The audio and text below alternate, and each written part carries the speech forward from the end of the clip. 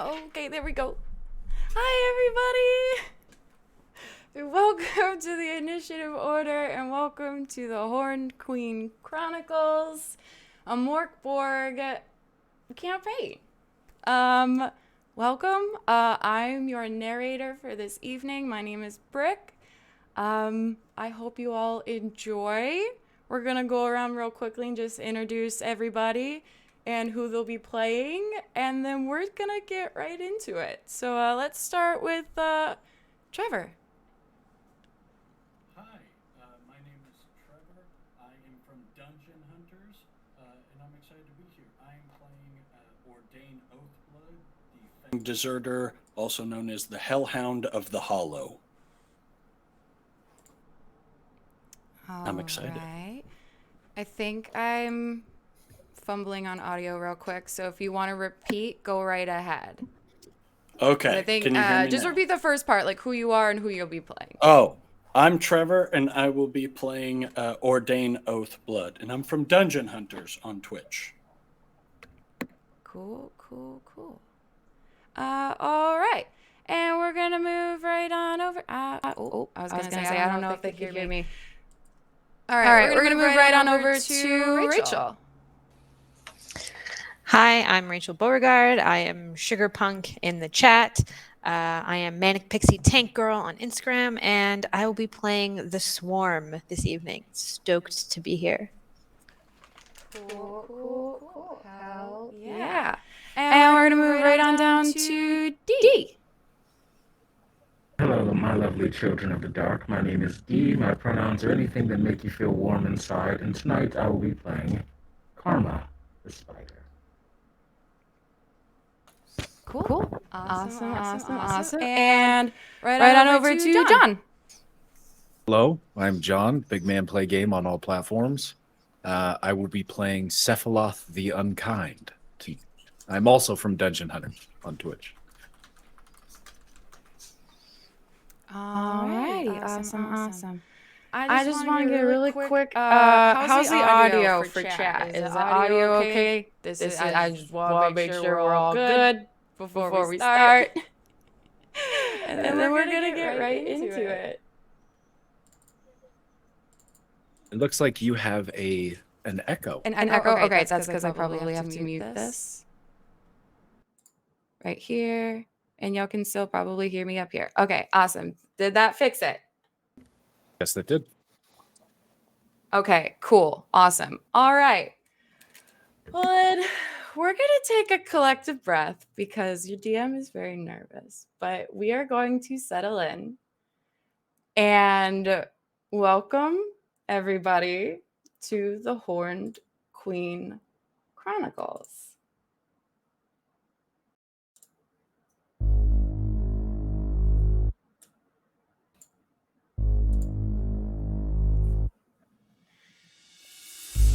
We open to a scene. King Fathmu IX rests his tired eyes upon weak hands, trembling quietly and alone. Parchment, inked in messy movements, scatter the desk before him. Scrawlings of a dead language you as the viewer cannot pick up on as we pan up and around the room.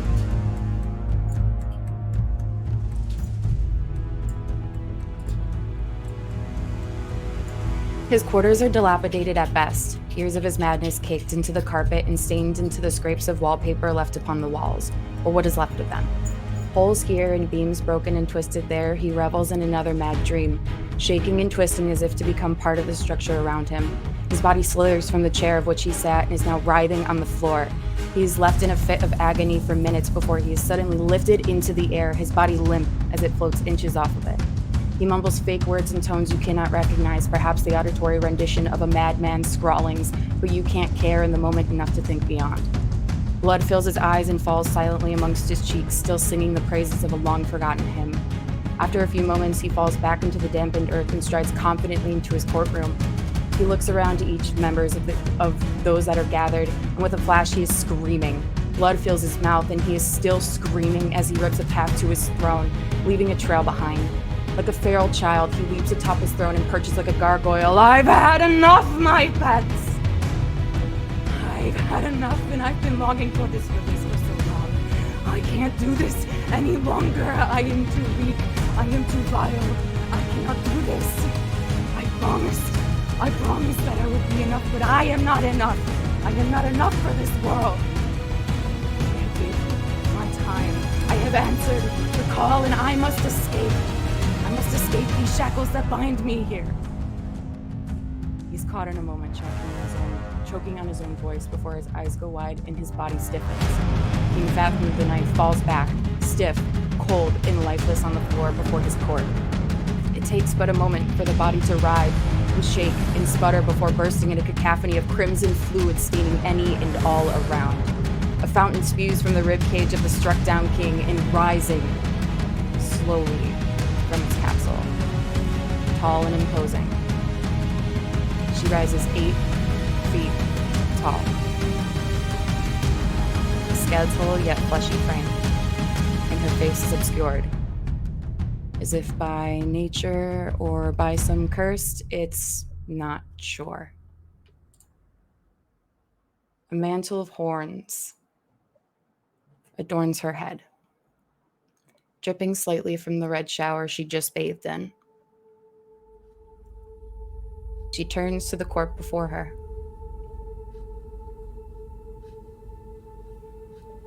I have risen from what was weak, what was not meant for this world. A shell of potential wasted among those unable to see it. I rise in succession to a failed, mocked man. He is not what this world deserves.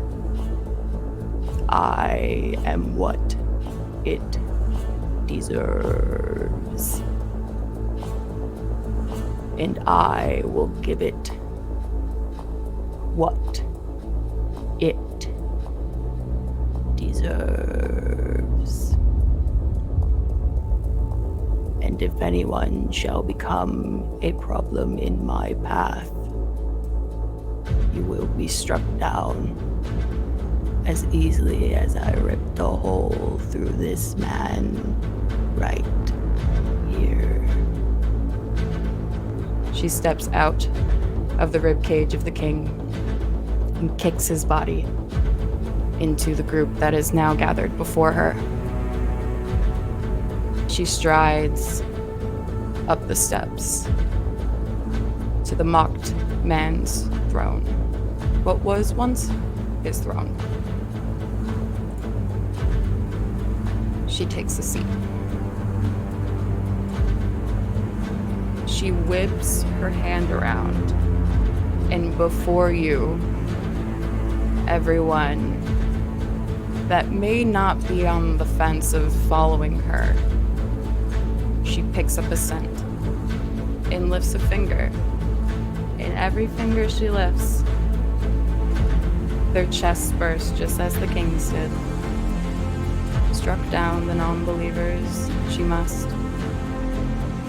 And those left before her, though few, she takes her other hand and extends it forward and rises it. And 3 specific folk start to writher and shake and sputter and mutate. And they stride up and sit next to her. These are my chosen to begin a new regime. The era of reclamation is before you, pets. We will offer a new beginning for this world and those who believe in it. We are not lost. We are just beginning. And you see as everybody in the court that was once a very, very faithful follower of King Fathmu the Ninth now bow to the Horned Queen, Ratajia, the new rightful heir to the throne, into a new era of reclamation.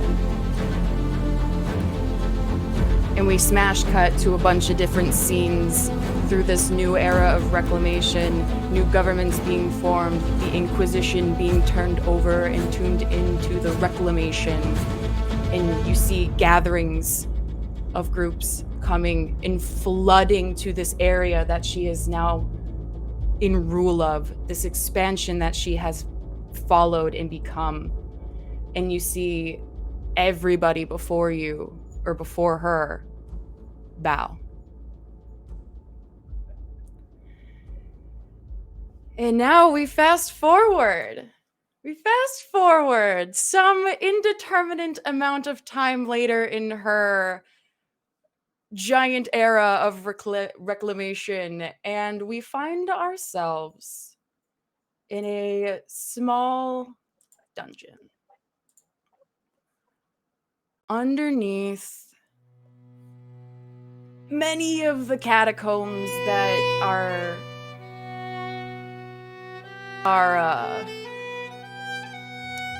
beneath her castle and her crypt. She has a large maze of just ungodly amounts of crypts and mazes to go through before you find one specific cell. And in this specific cell, we have two gentlemen, two masculine presences that sit in total darkness. And I'm going to give it to Ordain and Sephiloth. I can't right take any more of this fucking bread. It's wrong, mate. It's just plain wrong. They gotta find a way out. What do you have in mind, sire?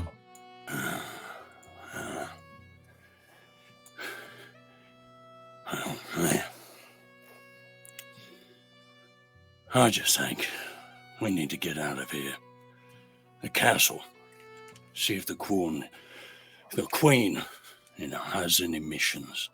Anything we can do. I am running low on supplies as I lift my necklace of teeth with my freakishly long arm. Right. Open your mouth. Alright. You still got enough. You'll do. You'll do, mate. And question to the DM. Are we locked in this cell currently? Yes, you have been locked in this cell for quite some time. You are familiar with the other few patrons that are in the couple cells that you can see, as well as there are two guards that patrol this area that you are familiar that frequent. And at this time, the queen is in control. Yes. At this point, the queen is already in control. Hola. Walk up to the bars. Just kind of... I'm sick of this, Sephiloth. I worn out. I didn't get my vengeance. And it's eating me up inside. All this anger. What do you think? Will you ever find a quench for your thirst? A quench? No. But maybe, just maybe I can find some use for it. Stop fucking up the world that fucked me over. I wouldn't want to bend the knee unless I was shown something worth bending for. I would Fuck also you, like to King. move to the bars, if I could, and directly across from us. What do I see? Whom do I see in the cell across from us? Can you make me a presence check? I The first can. of the campaign.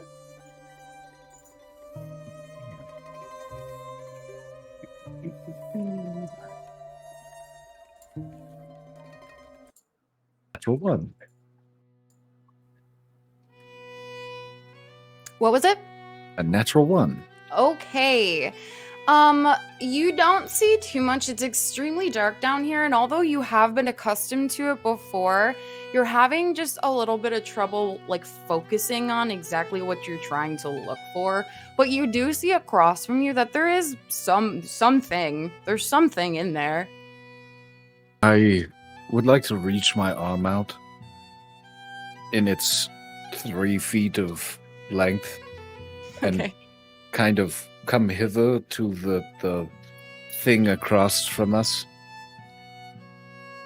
I say, you there,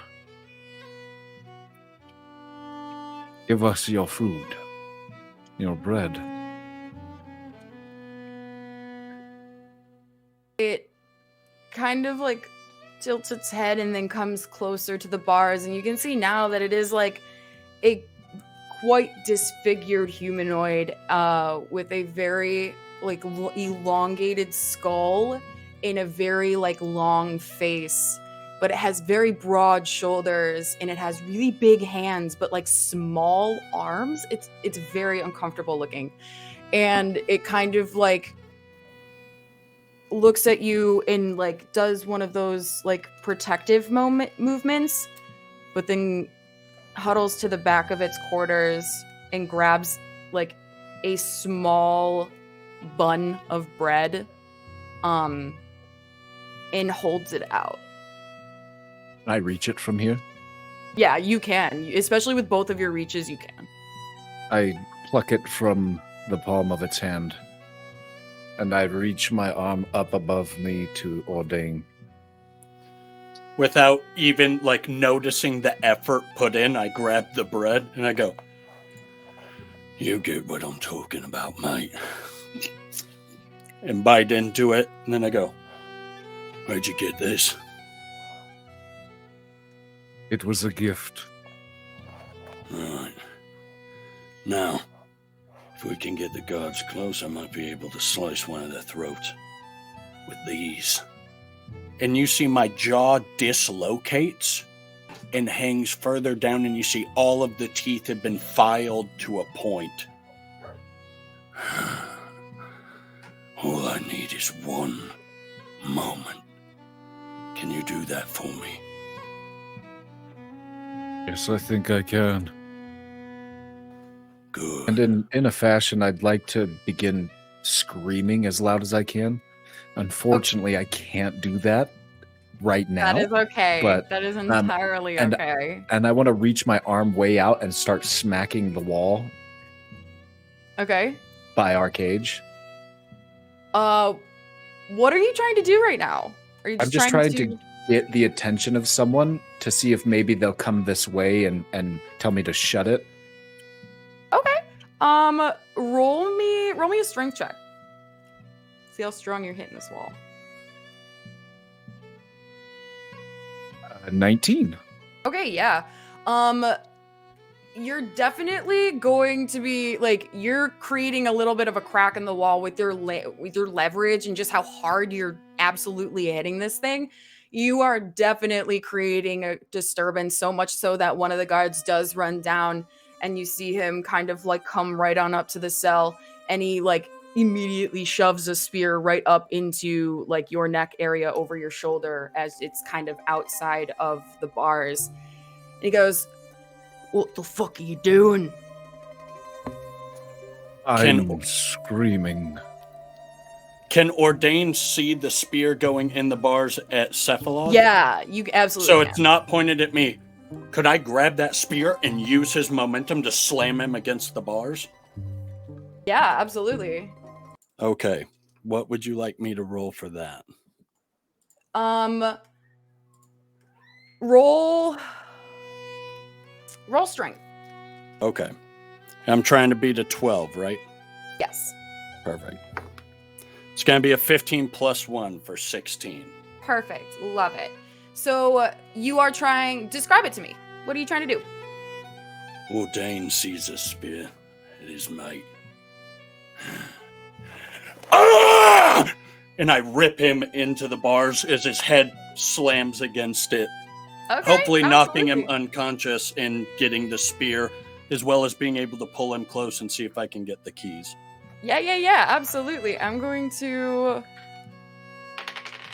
Oh yeah, you knock him unconscious, and his head whips into the bars, and it hits him so hard that you like hear the reverberation off of the bars, and he falls limp onto the ground. Right. I scramble for the keys. Come on.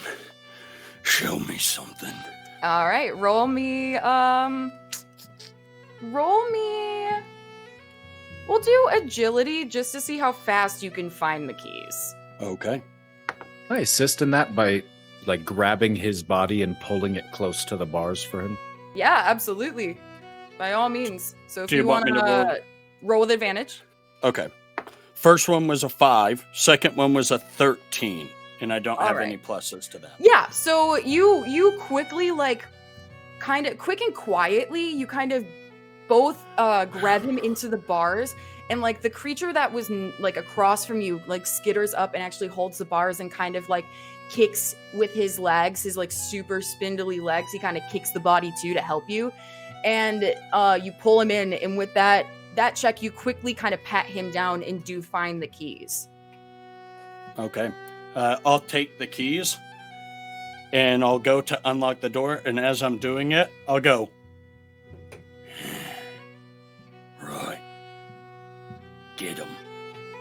I just, I would like to reach my arm around his throat through the bars and then just pull against it until I feel no pulse. Yeah.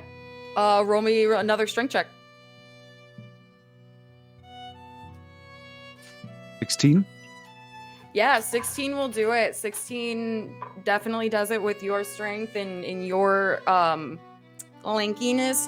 You kind of wrap around with one arm and you wrap around with the other, and you kind of like use the double joint in your shoulders to just push enough to crack his neck, and he's lifeless before you. I would then like to repeatedly stomp on his mouth and then collect the teeth that fall from it. Yeah, you collect 4 teeth. And I would say I probably had like 3 left on my necklace, if that's Cool. okay. Yeah. So it you gives have me a a total total of of 7. 7. And then I'll just unlock the door. And I'll open it. There's a guard at the opposite end of the hallway. There is not. So, give me a quick presence check, both of you. All right. Natural 20. Cool. Natural 1, natural 20. 18. Okay, perfect. So, Sephiloth, you look right, and Ordain, you look left, and you both come to the conclusion that there are doors on both ends. But the one you perceive with that natural 20, Sephiloth, to the right, you can see that there are stairs going down. And you know that stairs going up. And you know that you are pretty far down, so up is probably where you want to go. Okay. I would like to turn back and almost touch Ordain on the shoulder. And then I just say, "Sire, the stairs out are this way." Right. I'll pick up the spear Mm-hmm. and I'll say, "Lead the way."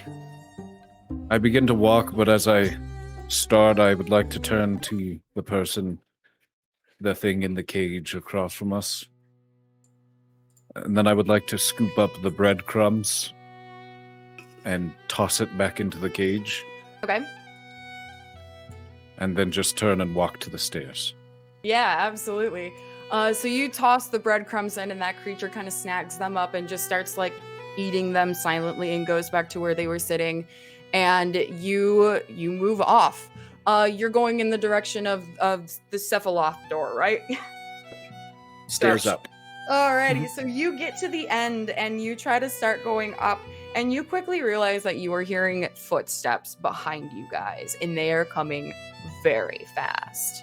What are you doing? Is there a handle on the door? It's kind of just one of those it has a handle, but it's not one that you turn. It's kind of like a big wooden, heavy door with like those metal slats on it, and it has a really big ring kind of handle towards like the middle of it that you can use as leverage, but it doesn't need one to turn. You just need a lot of force to push through it. All right. And I'm just going to slam against it. Okay, yeah. Roll me a strength check then. Okay, that's a +1. That is a 9. It was an Okay. 8, but now it's a 9. Yeah, so like you're kind of like butting up against this, and it's moving slightly, like you're budging it inch by inch every time you go into it. It's just moving a tiny bit. Like you're gonna need at least either help from Sephiloth or something else to get this door open completely before you have these other guards that are coming from the other end of the hallway, and they are fast approaching. You see two that kind of butt their heads around the corner, and now we're starting to charge you guys. So there's would like two of to- them coming? Yeah, from the opposite end. It's probably about 30 feet down the hall. I would like to kick the door next to Ordain. Yeah?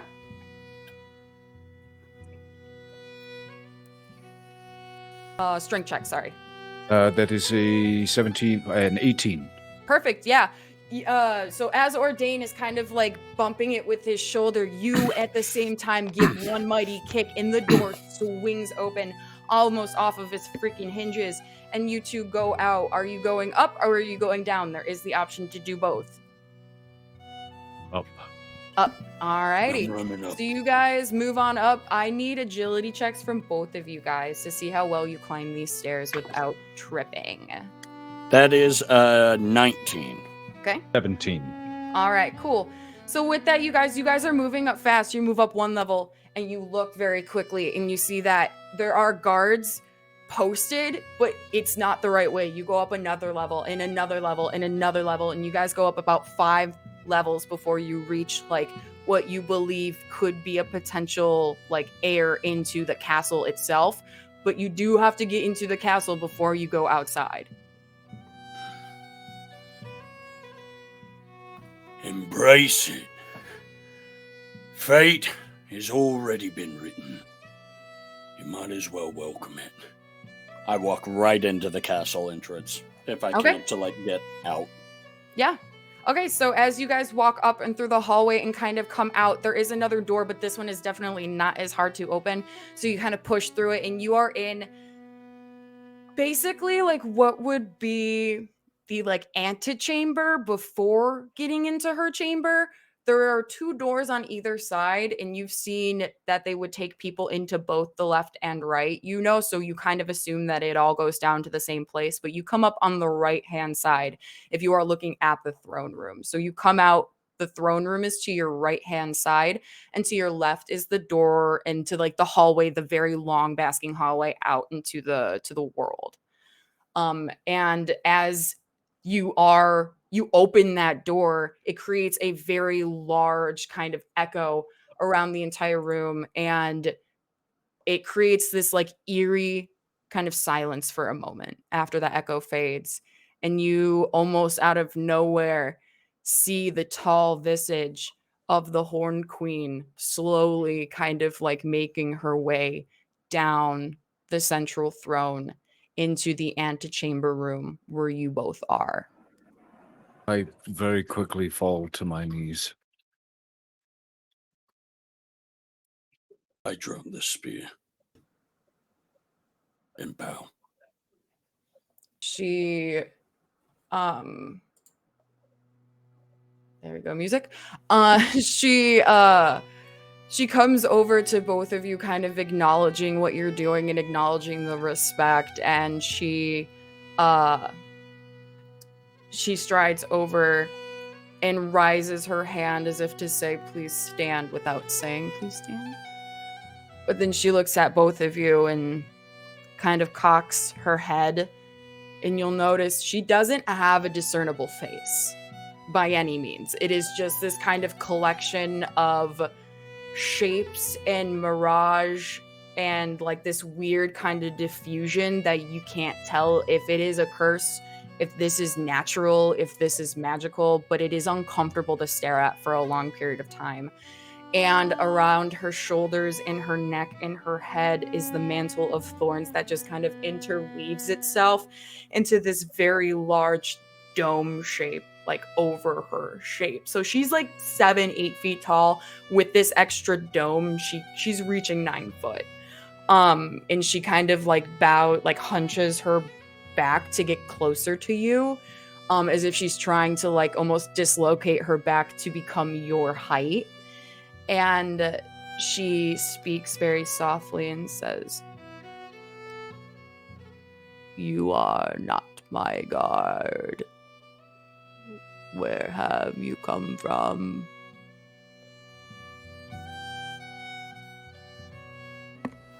We,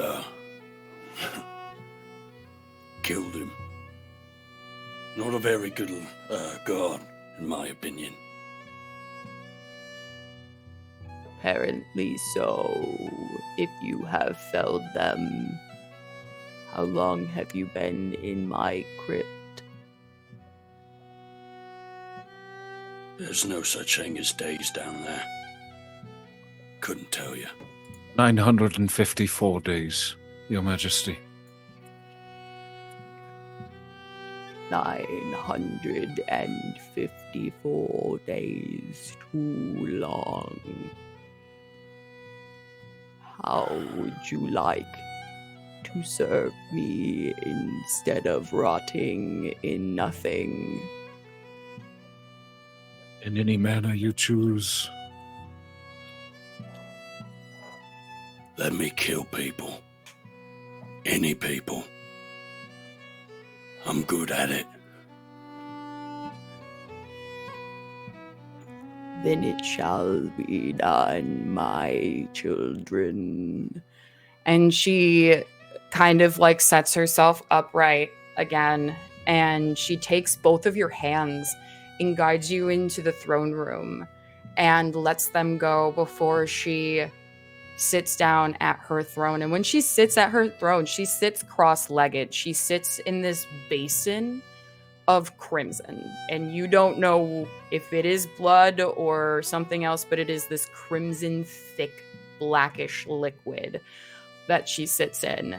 And you recognize, just from seeing them about, but you don't quite know who they are, there are 3 specific people that are kind of standing around, and one of them, she goes to talk to one of them, and they are conversing for a small moment, and in that small moment they turn to you and kind of like are illuminated a slight bit and walk down the throne staircase to where you're standing.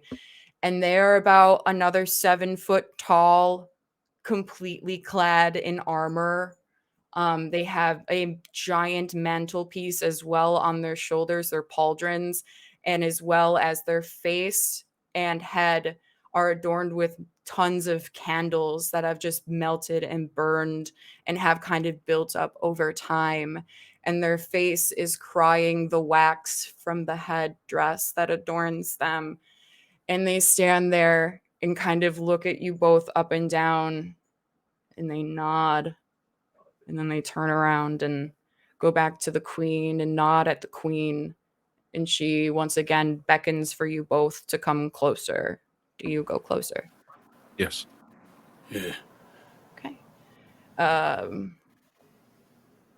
Her voice is more droning now, and it's more in your head. it's this weird, uncomfortable, like almost second speak. You can hear her kind of faintly talk before you, but you hear it more in your mind, like with a slight delay. And she says, "You have been accepted into the reclamation. And as such, I require you to find me more. 2 more to be exact." Consider it done. Right, mate? Yes, my queen. As you wish. And Sephiloth is like openly weeping now. Mm. And in this moment, another one of the 3 that comes forward, they are short and a little bit, hobbly when they walk because their head or heads are too kind of big and clanky for their body. But they kind of walk before you, and they have 4 faces on a giant mass head that swivels until it gets to the right face, and it is kind of holding these like apparitions of people, and they're like dancing. There's like a couple of them that are just like doing obscene gestures and acts, and it's very kind of just like you don't notice it unless you're paying attention, and then you see like what they're doing. But they come over to you and they take both of their hands and press both of their thumbs onto both of your temples and give you a vision. And in this vision, you see the queen, you see her birth, you see King Fathmu, you see the reclamation, you see everything. You see everything that has happened to her, by her, and for her. You see people weeping at her feet and falling to their knees in her kingdom. You see her kingdom expanding beyond anything, and now you fully understand who she is and where she's come from and where she is going. Ordain weeps and falls to his knees. I said I'd never bend the knee to anyone unless they showed me something to bend to. I'm crawling on my knees in your name. And we'll just try and touch a little bit of the liquid like on the side of the tub. Mm-hmm. She'll allow it. And spread it on his face. Like if it was on the opposite side, he wouldn't put his hand in. It kind of like overflows into like, it's kind of like an infinity pool, and even it if it's on like another little basin, so you can dip your fingers in. If it's on the ground even, he would just begin covering himself. Cool. And is Sephiloth doing anything in this moment? Sephiloth is smiling with all of their teeth or others' teeth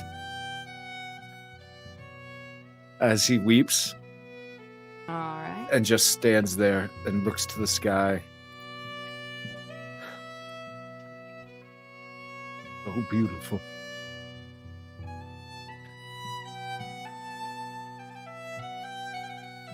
And in this moment, as you guys are coming down from this extreme vision, she speaks once more and says, "I require 2 more for your group. I have plans for you, but first you must seek them out. The first in a plague village, the other a spider's nest." And we're gonna kind of fast forward, cutscene, and we're gonna Karma. Where would Karma be right now? What would Karma be doing in all of this? Well, Karma would probably, if this is before guests to the village have arrived, Mm-hmm. Karma is likely skittering around, very happy. Currently in a 2-story home. There is a family sitting at dinner. Karma is sort of dancing elegantly in this very nice silk dress that the mother wore once upon a time, as the 4 withered husks of people who once lived in this 2-family home just sit at the dinner table, and Karma will go over to the wall and begin to tug on various webs and say, "Well, did you see that pauper in the street? I wouldn't dare to spend a single silver to keep him safe." "Why, yes, my lady, you are very correct. He was truly a pitiful sight. Luckily, we have all of this delicious food," and will mime plates and knives and forks on cutlery, and is just having a grand old time. And I think the camera pulls out to show that the entire house is covered in traces of web, and then the camera pulls out again to show the street, and then the entire village is just covered in strings of various web. That Karma goes from building to building, playing through its different scenarios with all of its fun dolls that it's made over the past 2 weeks. Yeah, and what does Karma look like for the viewers at home? Karma is a very skeletally framed creature that is usually wrapped up within lots of very heavy, mismatched cloaks and robes. There are all sorts of colors, much like the one I'm wearing right now, but there are 6 or 7 of them in different patterns, just ones that Karma has liked and decided to keep. Despite the very skeletal, spider-like frame and the 2 very thin, wiry extra arms that are sort of pincers that are underneath the full set of arms, the face of Karma, the front side, is fleshy and red, and it looks like an angered wound almost. Okay. And the jagged smile is self-applied. And Karma has a ring of 8 eyes that circle its head. Its eyes are essentially like compound eyes almost, as they go up. There's 4 on the front and then 4 that trace around the crown of the head. And yes, Karma is sticking to shadows. Not that there's anyone here, but just sticking to shadows because it's fun. And going from home to home, pulling on these strings and making their puppets dance. I love that. Okay. So we flash to a scene and the camera pans in on this spider's nest village.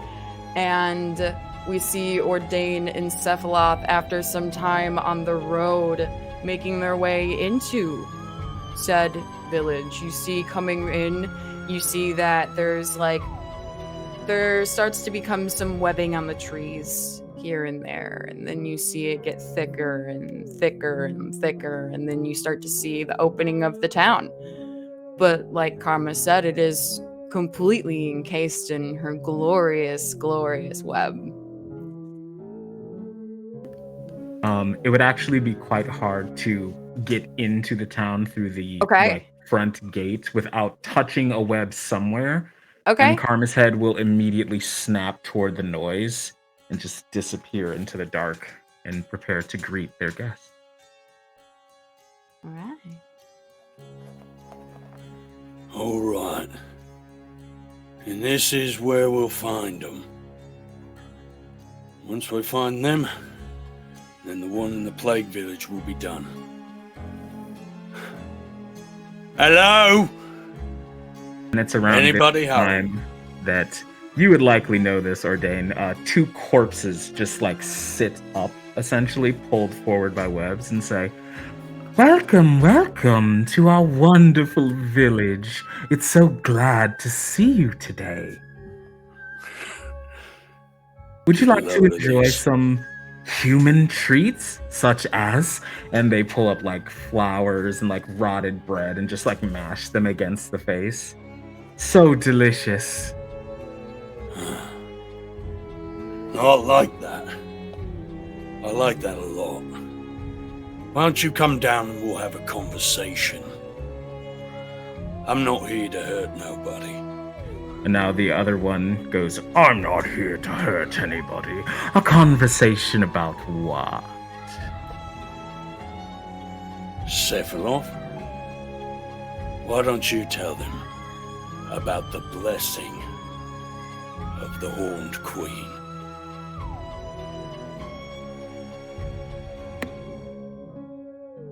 You are muted right now, Sephiloth. I appreciate that. There you go. My wife brought the baby in.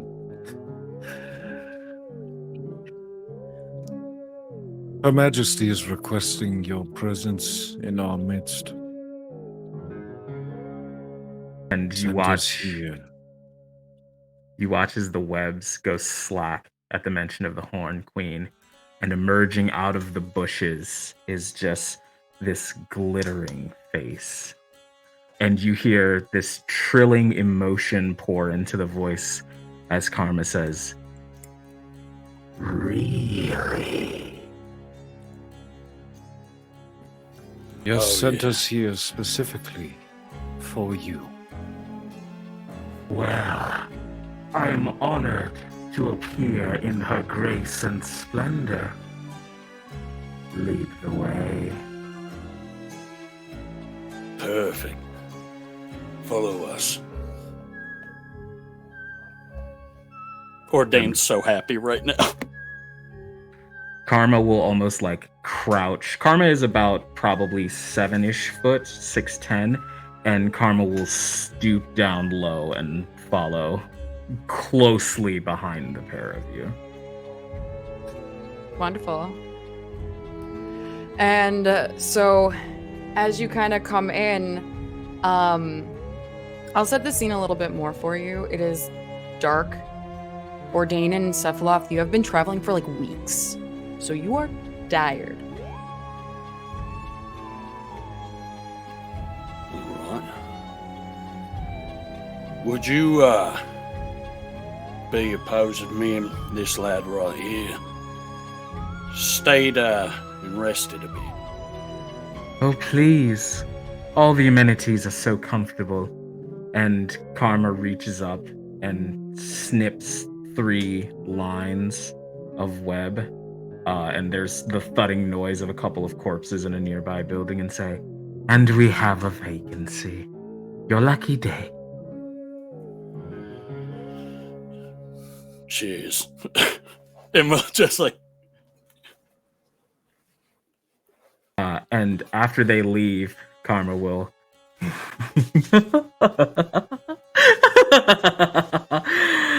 Oh, what a wondrous day. Don't you think so, George? And I'll reach up and grab one of the corpses. Mm-hmm. Oh, yes, Miss Karma. But I'm sad to see you go. Oh, George. You won't see anything. And I'll slowly pierce my pincer hand through the head.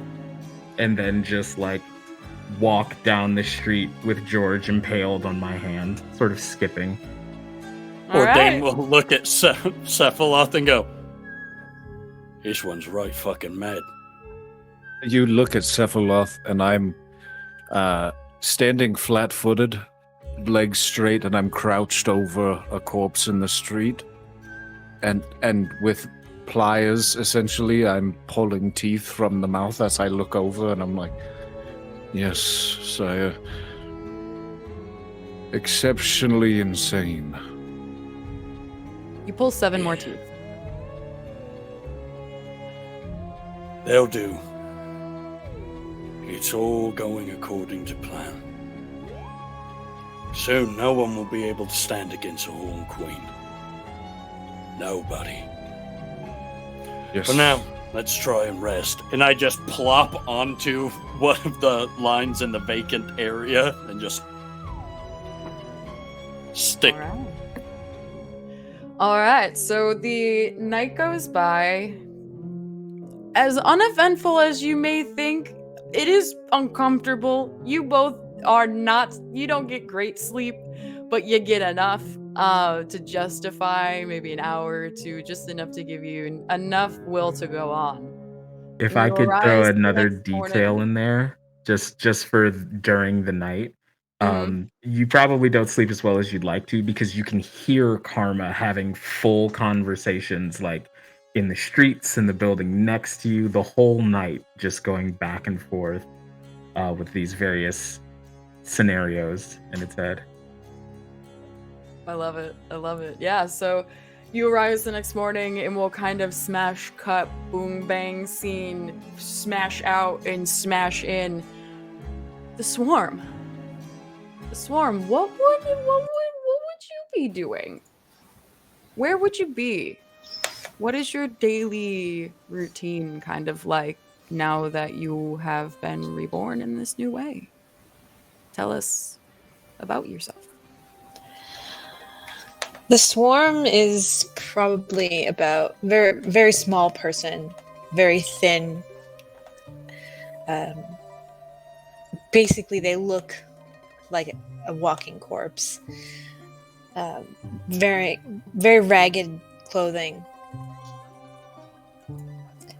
They were scrambling from place to place, primarily during the night, for a while, feeding on what came naturally. But for most of the time, their day-to-day has been very limited because they're currently locked in a barn. They don't know where, but it's just this bony gray figure with what seem to be claws and somewhat sharpened teeth. Very gaunt face with green, brackish ooze just constantly dripping down their face and from their mouth. Having a conversation here and there with the rats that inhabit the barn with them. But day to day, it's really just trying to stay warm in the small amount of burlap they have to cover themselves, trying to tend to almost the bed sores from the manacles around their wrists and ankles, and just picking spiders and bugs and all kinds of tiny bits of protein and sharing the occasional one with the rats, but since they can leave, they can get their own. So I'm just basically sitting in the corner of a barn, locked up, eating bugs, hunched over. Right. And yeah, it had been some time since you remember your life as it has restarted. It had been some time that you were wandering, and before you know it, you had kind of passed out and woke up, and you've been shackled ever since. And now this is your day today. And it just so happens that on this specific day, Ordain, Sephiloth, and Karma all arrive at this old, dilapidated farmhouse in Barn.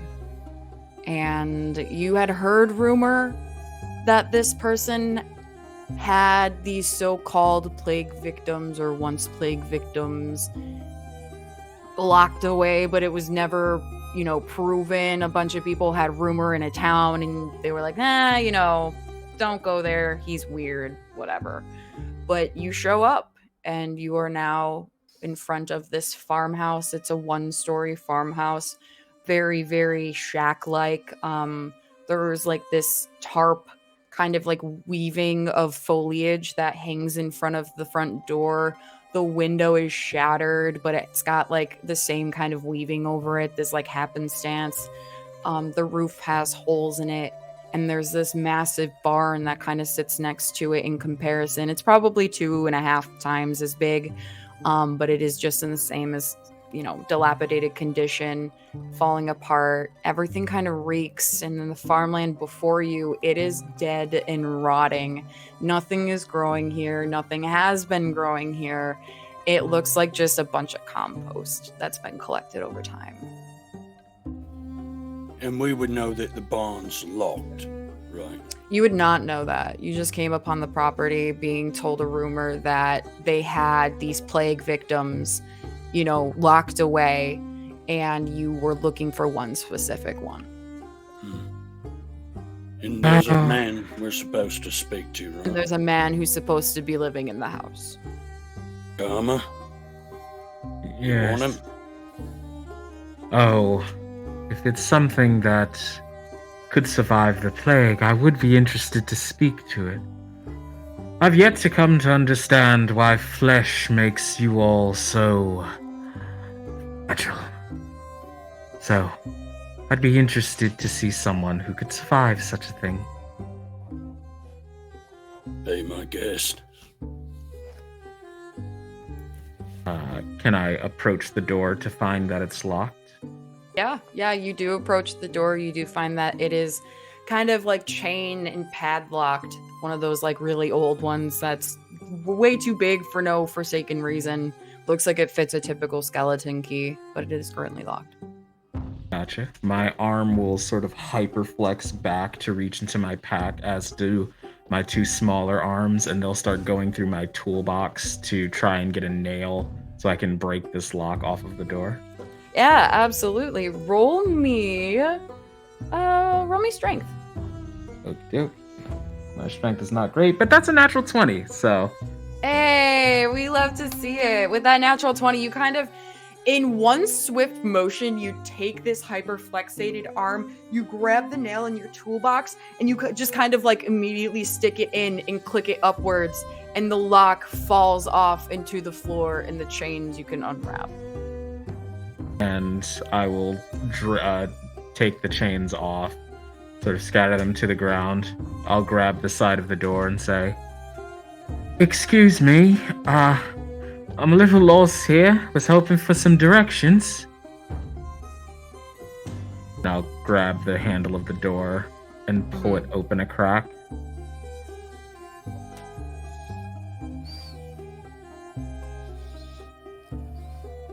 Anyone in here? Definitely hiding. Okay. So yeah, you don't hear anything. Do you go inside? Yes. Assuming that no one is in the building, Karma will drop the humanoid facade and will open the doors with both hands and sort of begin to crawl into the room, just sort of looking through things and looking over things. Cool. I just need a bit of help. If you have anything you can offer. Roll me an agility, Swarm.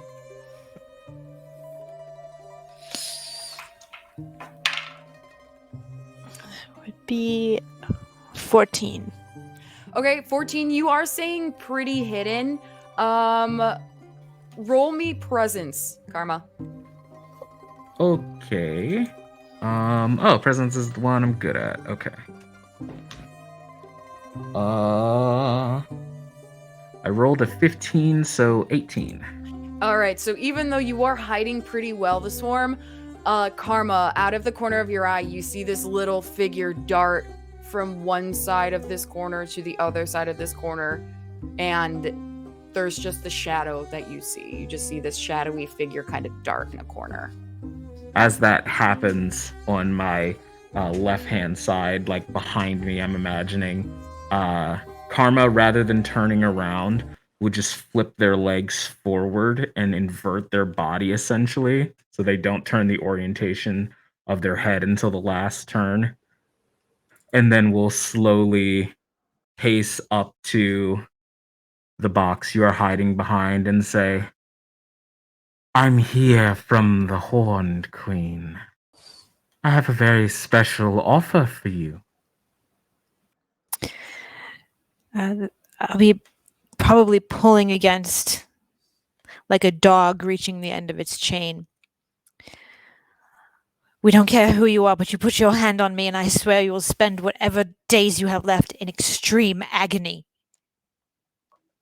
And I will put all four hands in front of my chest and say, "No touching. Understood. Wouldn't want to contract what you have either way, would I? I hear you are plagued." I am not plagued. I am the plague. Oh, even better. Please step into the light. And Karma will take some steps back to give you space.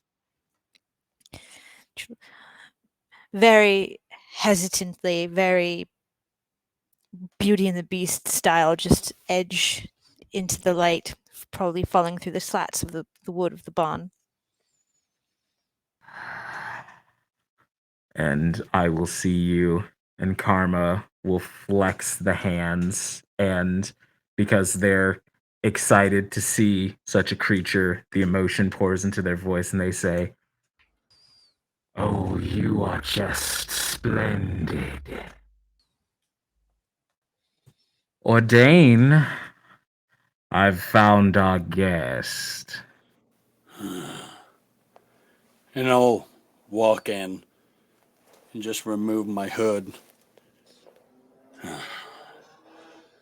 Sephiloth, if the owner comes to the barn, melt the skin from his bones. Yes, Have you been locked in here? Yes. Do I notice the chain around the ankle? Yes. I'm gonna walk past Karma and kind of look up towards Karma because bigger than me, and just be like, "You are fantastic." And Yes. I'll lean down to the chain and tug it a bit and go, "You can't break it. And you're in rags. What if I told you you never had to be locked up again? And you could be free to be the plague, to be a swarm, to be given the respect you rightly deserve. What do you say to that? A home and friends."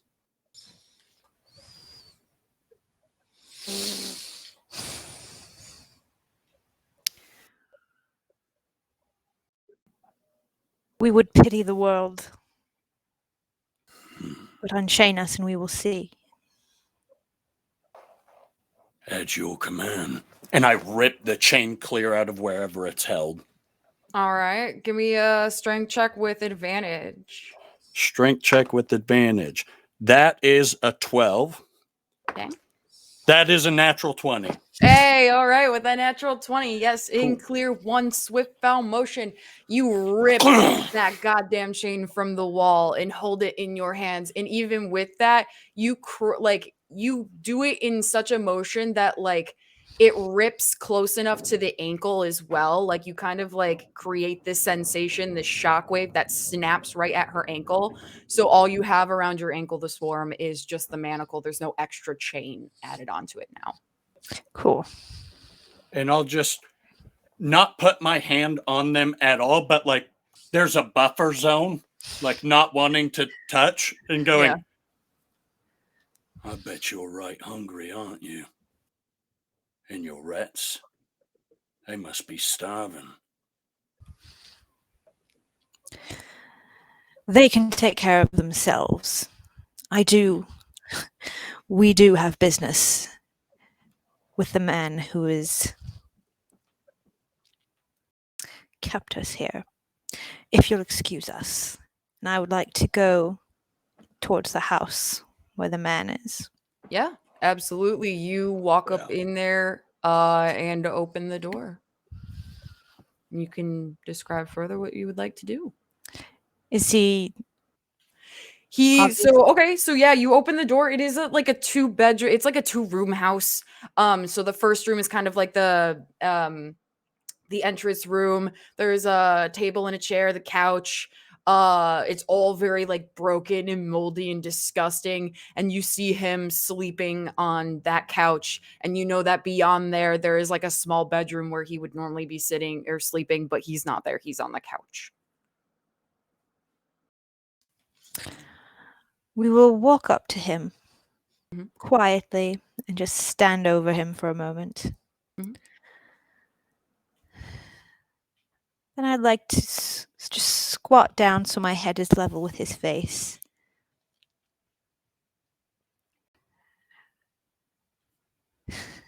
Very gently, without waking him, take his arm in my hands. And then with one hand, just give him almost a little boop on his nose. Mm. Just to wake him. And as his eyes open, I will sink my teeth into his arm. Mm-hmm. And as I suppose he would scream, I will then place my hand over his mouth. Mm-hmm. And I will look at him and I will say,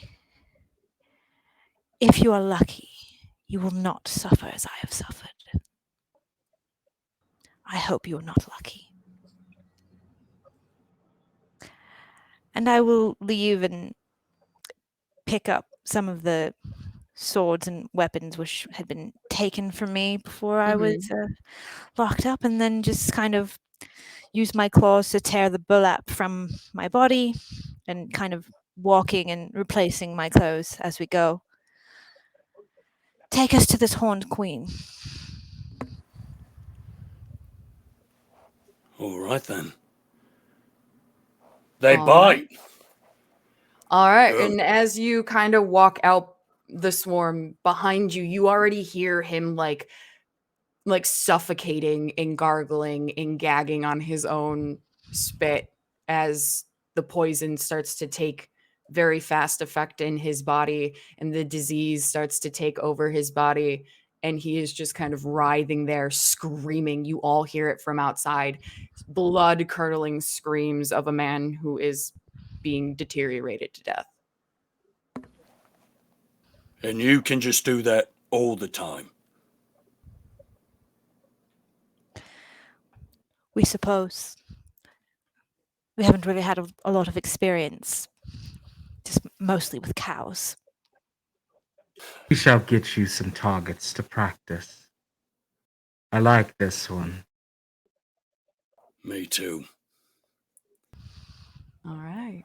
And with that, we're going to collectively take a breath and we're going to take a break. So everybody, thank you so very much for watching so far. Get some water, get a snack, take a breath. This has been a little bit of a lot and I'm loving every moment of it. The creepiness factor is so high. I'm like shaking with so much love.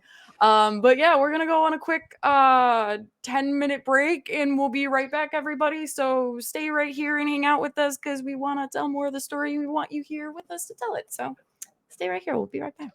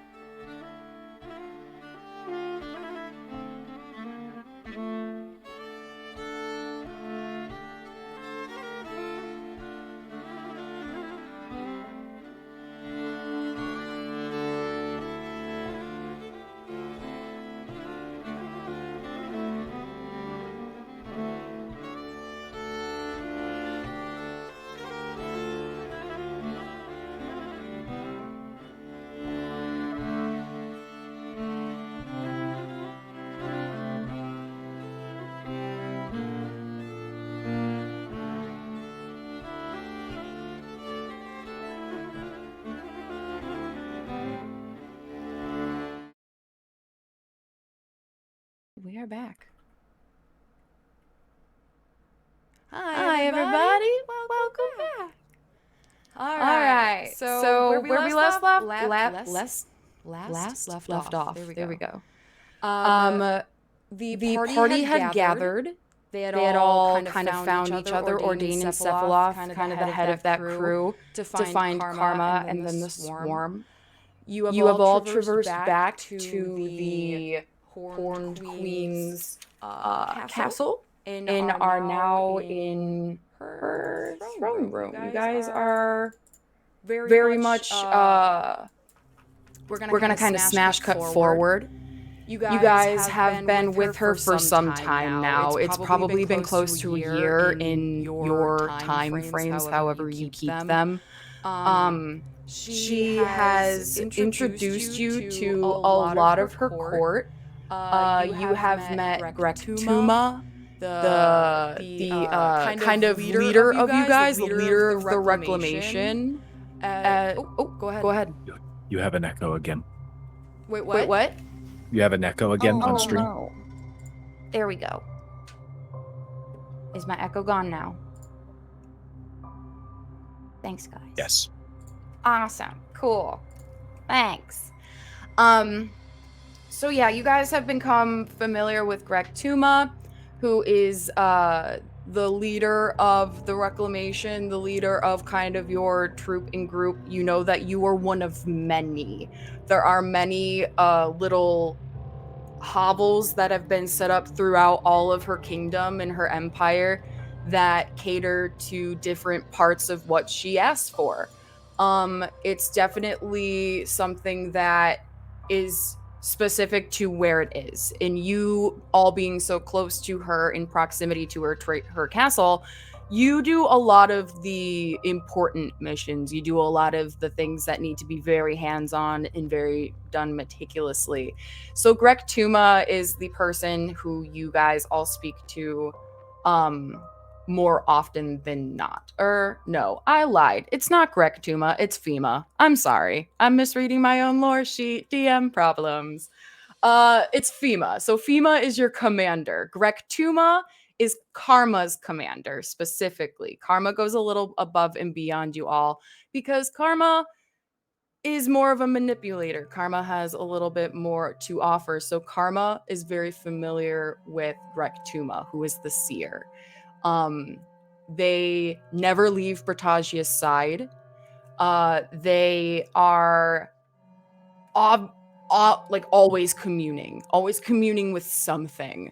So when they're not with her, they are in their own ritual private chambers, and you have access to that Karma. The rest of the party, not so much, but you do talk to Fema a lot. Fema is 6 foot tall, humanoid covered, head to toe in armor. Once again, she's the one with the pauldrons of candles, and her eyes are bleeding the wax. And you are also familiar with Brickk as well. Brickk is the one with the multiple faces who kind of switch in turn in the little apparitions of people.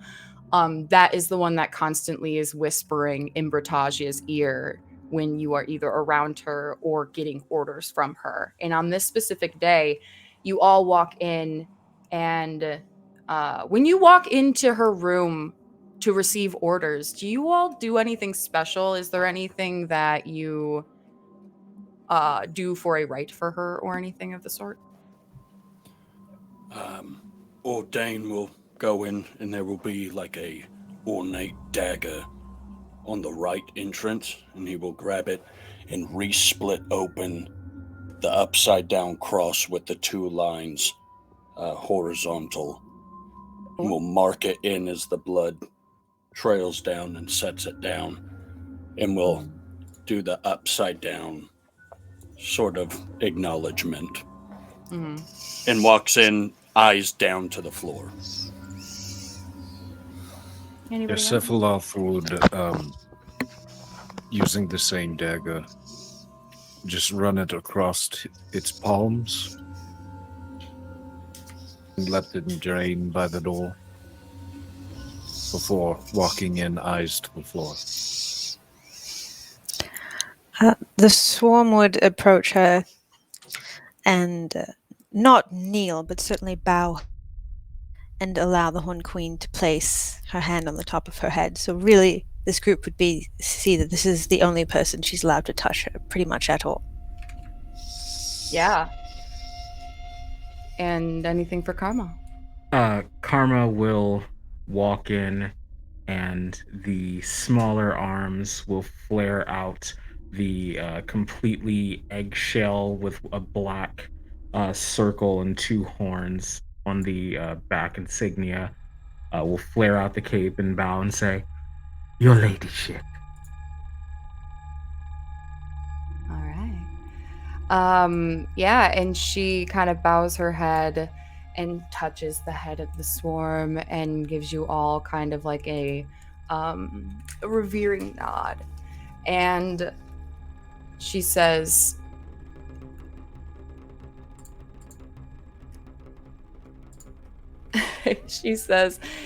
kind of like looking over you, and you get this sense of like concern and urgency, but not in like an emergency way. It's just something that's like anxious and oppressive that falls over you. And she says, "For what was once profound now sits in false adoration by the mocked man.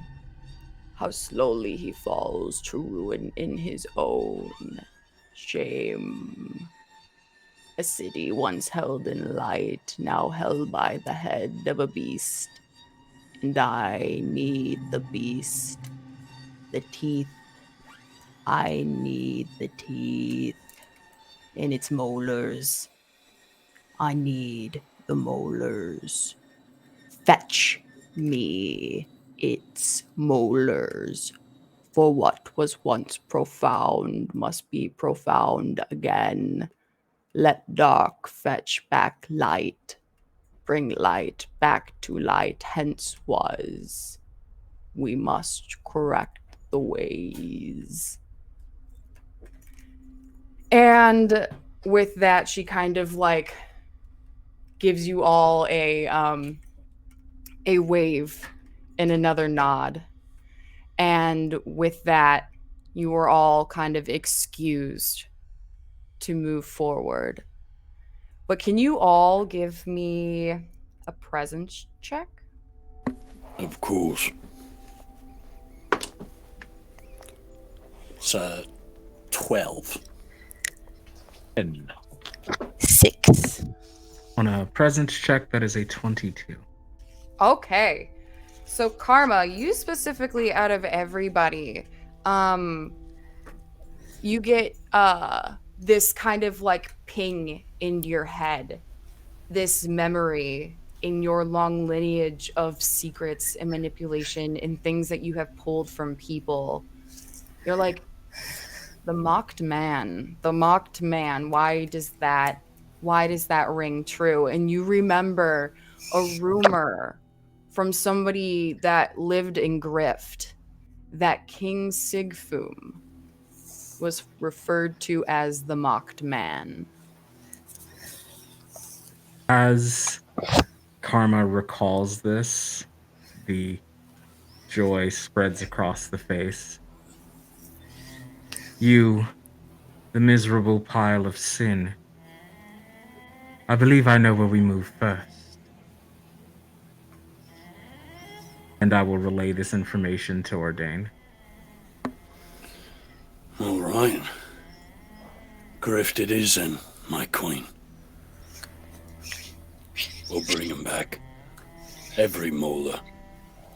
Sephiloth's good at that.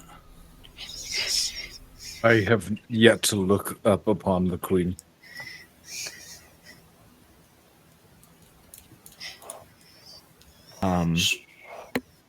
And with that, if we are excused to leave, Karma will bend and touch their hand to the ground and do the same bow Karma always does when leaving the queen's presence, because Karma understands that it is by nature untrustworthy, and it will show the weakest point on its body, which is just under the C, where the C4 would be on a person, Essentially, there's like a small hole that Karma says is the weakest point on their body. So they will bow in a way to show that to the Horned Queen, who can strike them down if she so chooses. And then Karma will be ready to leave. Yeah. And the Swarm, are you doing anything in this moment? As you guys leave? I'm just saying grift to myself over and over. All right. So you were all kind of escorted out by just some of these like random guards that she has standing around, but you notice, and kind of as you are all kind of moving past, why don't we do another like recap of what your characters look like now as they're exiting the throne room a year into their duties in their travels with one another? How have they changed, if at all? Do they look any different? Do they hold themselves any different? We'll start with Ordain. Ordain is a bit different than when he was first seen. He's cleaned up a bit, but you can see a cloak and leathers above it, and then a breastplate, pauldrons, and different sorts of armor of a black and silver that just kind of cover, and a helm in the right hand that almost encapsulates the whole entire face, but the front rips off so that he can bite. And he's just holding the helmet, and he is in black, silver, and red. And he's just kind of holding it as breastplate. And he has my length brown hair, beard, and blue eyes. All right. And we'll kind of pan out from this, like, just kind of encapsulating moment of Ordain and move over to the Swarm. Has the Swarm changed at all in this year of duty to the Horned Queen? A little bit. She still very much knows. She knows very little, but she's aware that she does. She's no longer constantly searching for answers because she knows there are none. She's wearing clothes, which is good. She's just like gray with some leather armor over top. She only wears shoes in places that would require her to wear shoes. She generally doesn't like wearing shoes. Still rather messy in the face, but looking a little less animalistic.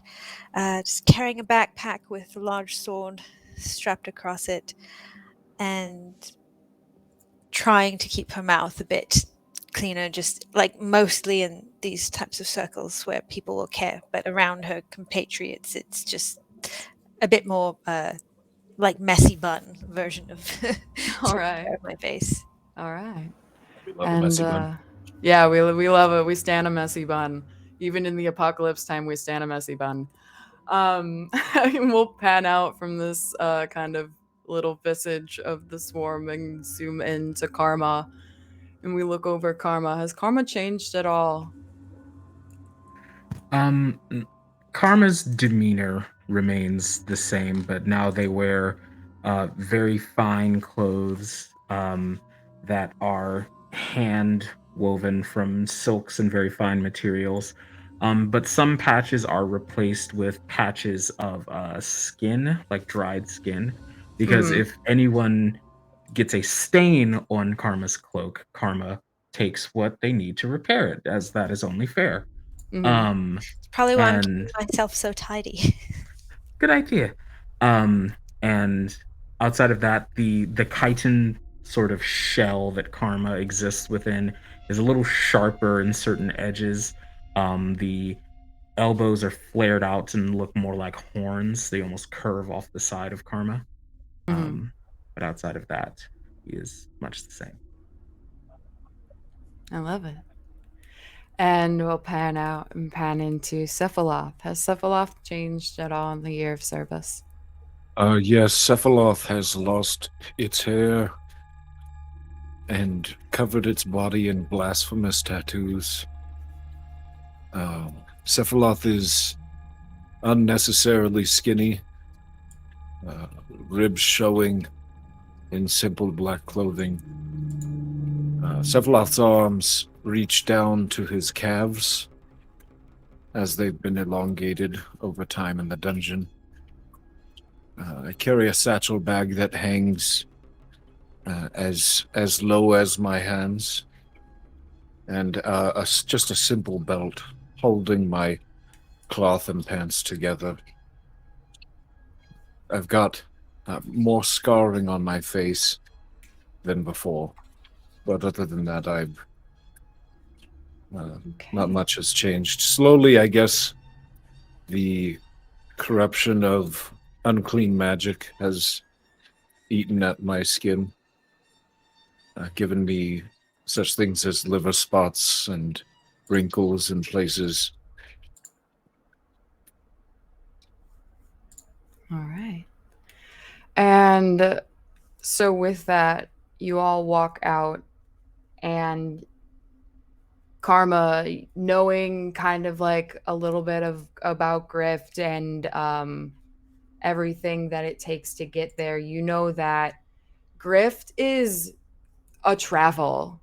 It's a far travel. And it's going to take you probably a week. But in service to the queen, you all know that you all have a donkey. And you have a cart. So you could make it, but you're gonna walk. Spare no expense for these. Yeah. Donkey and cart. Don't we have a little assistant, a little friend? Do we? Ghibli? Yes, Ghibli. I could not remember the name to save my life. Gimli. That is at our hovel. Yeah, Gimbli's at the hovel, Gotcha, so you would have to stop at the hovel first. But you do have a little helper, yeah. You have Gimli. Ordain is definitely going to stop at the hovel. He has to wash himself. Right. And he looks at Sephiloth and says, "Do we have enough blood for the tub?" I can make what we do not have, sire. Right. As I scritchy scratch Germanus under the chin, our donkey. If you pass out, be sure to do it in the cart. And Karma will hang off the side of the cart, because Karma does not sit in the cart properly. Karma sits on the outside of the cart with the two hands holding. So they're sitting, they're like squatted, but the two hands are just like holding them up as the cart moves. I love that.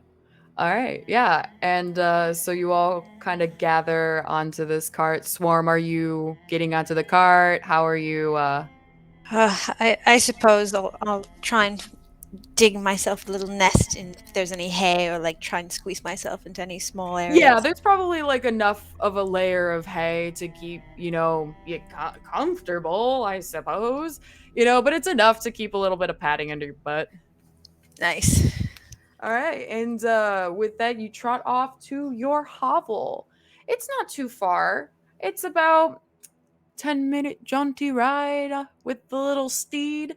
And so you make it to your hovel, and it is this kind of like old-ish, it's very old, but it's this tower that has about 2 or 3 levels. It's cylindrical in nature. It looks like it's long past. It was part of maybe a wall or another building before, but who knows? It's just been fitted for you all, and it is now your home. And inside, you do see in kind of like the main foyer area, or if you can even call it that, because you just got a bunch of shit laying around, basically, is Gimli. And I don't know what Gimli looks like. So what would you guys, what's Gimli look like? Let's describe Gimli together. Deformed. Okay. Is he tall? Hunched over. Long ears. Unnaturally. One leg shorter than the other. One leg shorter than the other. Okay. Anything Small else? hands. Very small. Baby small. Like the tiny, weird little hands that Not people- that Like small, tall but hands. like exceptionally small. Okay. Anything else we want to add? Yeah, anything else we want Gimli to have? Okay, cool. Teeth, I love it. baby teeth. Baby teeth. Only Alright. baby teeth. Only But baby. just like Disgusting. the most perfect coif of auburn hair Yeah, that there has to you be could some. ever see. I love just it. like perfect auburn colored hair. Okay. Yes. This is Gimli, everybody. Welcome, Oh, Gimli. Hello, Gimli. agoraphobic. No daytime. No daytime. None. Horribly We have to- afraid of the sunlight. We have to put a cloak over him. Okay, perfect. Yeah, no, I love this. Yeah, so Gimli is just kind of in the middle of the room and he's just sitting there and he's just like, "Hey guys, Gimli, throw How's the it flesh going? in the barrel out, or you can have it if you'd like. It'll spoil by the time I am back. Okay, I thought you. And he goes to like grab it and kind of like with his very small hands, you just see him like kind of like trying to like push it onto its side so he can then like roll it away. But he just kind of sits on it for the time being and looks at you all. You guys need anything? You're fucking stunning, mate. You are absolutely a dream. Thank you. I roughly And he pat tries his to do head. like this pose, but his frame, he just kind of like hobbles and stumbles for a second and falls over. I swear, it's just I keep looking deader and deader, and you just keep looking better and better. Oh, you guys are just. and he like combs over this like quap of hair. Although it is perfect, it is like greasy. It's like beautifully greasy and gross at the same time. You don't know how it makes you feel, but you find some sort of bead of affection in your heart for this creature. Gimli, you're filthy, mate. You're downright disgusting. And I love every bit of it. I've been really busy, like doing things here, you know, like getting everything ready for your viral. And he like Enough games, Gimli! Oh, Ready to talk. the tab, and he like I goes very to, quickly step in. the back. I very quickly step in, and I would like to face palm Gimli to the wall and say, "Do not touch his tub. I will Yeah. prepare it for you, sire." And I Yeah. very, very swiftly and kind of almost float through the doorway. Mm-hmm. I look back at the swarm and Karma and go, I love when people fight for me. It's fantastic. Yes, we can tell that you love it. All right, like we don't all have our things, right? You're a spider. The swarm, all of you together are unbelievable. I like that Karma's thing is being a spy. Like what? Well, there's I don't more know. to it, but I can't even fucking read. So I don't know anything about scrolls or learning magic or manipulation. It's just big spider. Scares me. But good friend.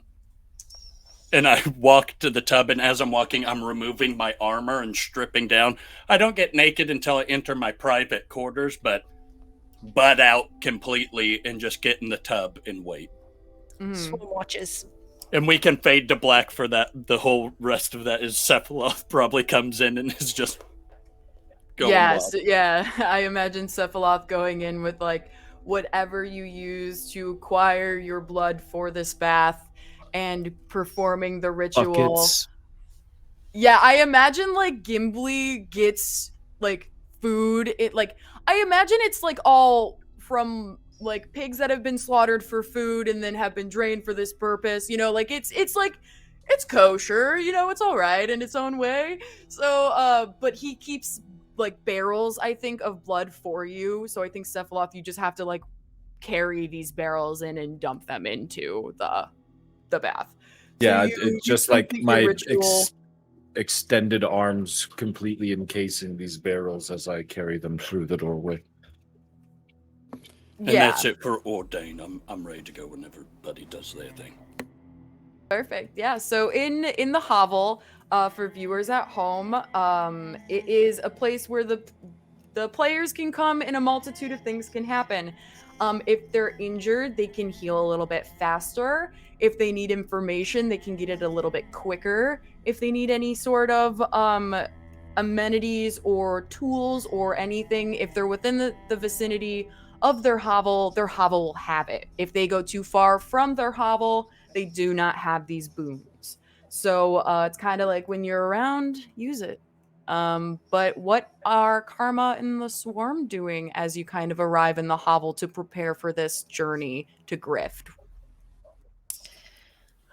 I'll be going into my nest under the floors and picking out my new little carved animal that I get a new one every time I go to the city. I've been collecting them and I place them on top of one of the kind of the support beams that are underneath the floor. So I've got like a bunch. They look like little animal crackers that are all lined up, and just pop back out. I don't really have a lot of stuff, and maybe head down to the fight pit and just start whacking at whatever mannequin is there while I wait for people to be ready to leave. I'm not really sure when we're leaving, so. What is Karma doing as a? I think karma is definitely the reason why there's a bit of waiting added onto this time, because karma will return to their room, which is this tall, dark chamber, and all you can really see are the barest flicks of light refracting off the silverish, like substance that drips off of the webs in here. And I will climb up to dear sweet Joseph, and I will say, "Oh, Joseph, I'm leaving you again. Tragic, I know. Please, oh, don't cry, darling." And I'll caress the mummified face of this long dead man whose name was not Joseph. Um, and I will essentially recount the day's events to Joseph, as karma generally does. And then I will say, "The Horned Queen, her eminence needs so constant of me and these fleshy creatures, and yet they've been successful. It has been odd. They are truly to be monitored, understood. Perhaps weaknesses found, reinforced, broken, who knows, Joseph? But it will be a fun journey, nonetheless." Why are you looking at me like that? Don't look at me like that! And I'll snap his head, like, just 180 degrees, and then makes very spider-like noises as I skitter around the hovel for like 5 or so minutes, just like having a feral breakdown for a second. I will then compose myself, fix my robe, and to make my way outside. All right. And so you all have to quite figure out how you're going to get there and when you're going to leave. So are we taking the evening and figuring it out in the morning, or would we like to gather this evening? Regardless, Ordain is probably going to go to the fight pit as well and just walk down in armor after rinsing off the blood. Is the swarm still there? And I believe Sephiloth would be with me, and Karma's probably making their way down. Or no, Sephiloth would be packing your bags. Correct. For the journey. Beautiful. So I would go to the fight pit and whatever anybody else wants to do. All right. So we'll kind of go into the fight pits with Ordain and the Swarm.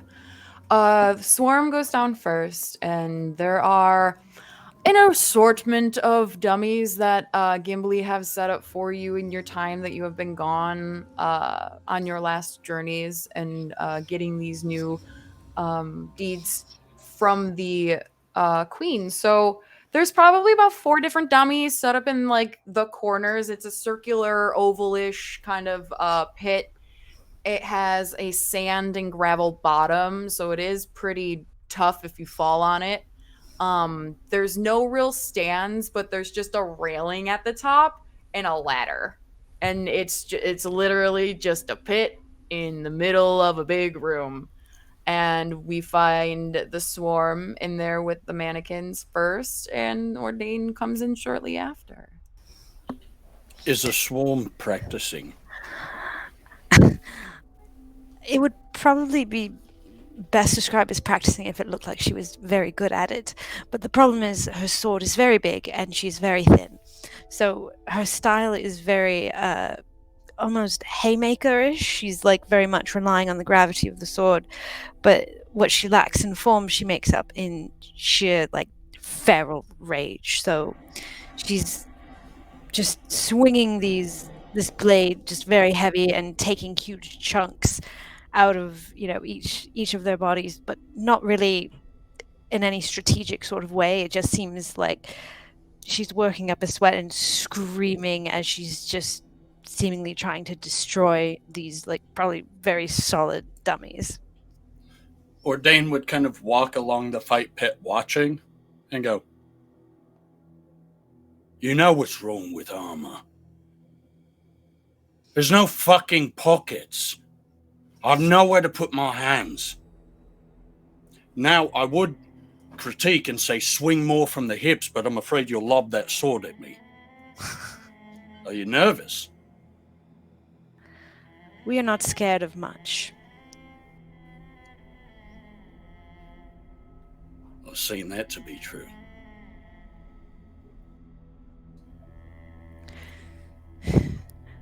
We are dangerous in ways that are less useful than what we'd like. So it's easier to swing a sword around in a very high arc and prevent people from getting close enough to experience that danger. It's almost like you're aiming for where they're gonna be and not where they are, right? But in a more wild fashion. Yes, that's rather reductive, but yes, you could say that.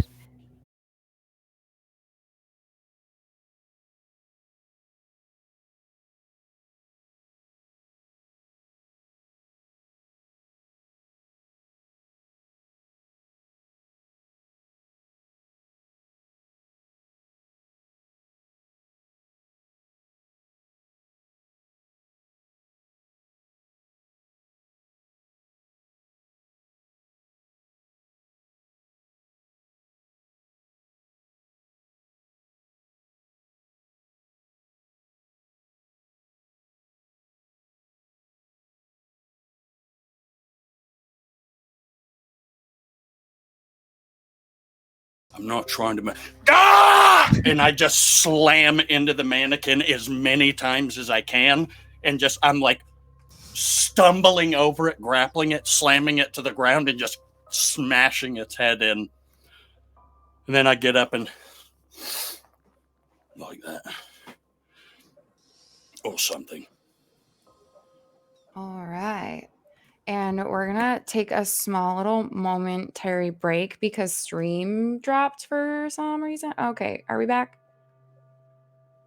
Okay. We're back. We're good. Okay. I just wanted to make sure that we were back. We're good. Everything's cool. Keep going. Sorry to interrupt y'all. But yeah. So you spend time, both of you, in this fight pit, kind of going back and forth. And at some point, Gimli comes kind of like hobbling in, and he just goes, "Do you want the live bait, masters?" I look to the swarm. I mean, I've eaten, but at your leisure. Bring them in. I could use a bit of work. All right. And he kind of hobbles off, and there's like a little grate in the side of the pit, and he kind of like knocks on the grate, and you see before you kind of like these two very small very small goblin creatures. You've seen goblins in your travels, and they can be pretty gross and pretty big and nasty. But these look to be like mutant goblins that have just been shrunken to fit your training needs by some arcane means. And they kind of hobble out. These two little weird goblins are before you, and they are holding like They are holding knives, but they're like these shivs. They're just like excuses for tools for them to kind of use. Kimberly, is this Yes? what we're giving their lot? Shivs? Hardly seems fair. That's what they chose. All right then. I gave them the armory. I drop my hammer and go, come on then, fuckers. I'm gonna fucking smash your head to bits with these. Right and Left. Roll. left. That's right. Roll me a d20. Left. Ordain Okay. to see who goes first. It's a 7. A 7 is going to be you. 0 to 10 was, or 1 to 10 was you, and 11 to 20 was them. So you both are first. The way initiative runs in my version of Mork Borg is initiative is run, it's either you or the enemy. On your turn, you all get to kind of go back and forth and work with each other in your own rounds in kind of tagging on each other. And once everybody goes, then it will be the other team's turn, the villain's turn, the opposition's turn, and then they will go through everybody. And it'll be this back and forth. You don't have to keep the same order every time. You can kind of bounce off each other, play off each other, and kind of create whatever chaos you would like. So, Ordain, you in the swarm, you get the jump on these goblins in this moment. What do you guys do? While Ordain is shit talking, I would like to use my action to transform into my feral self. And Kind what of does that look behind like? his back.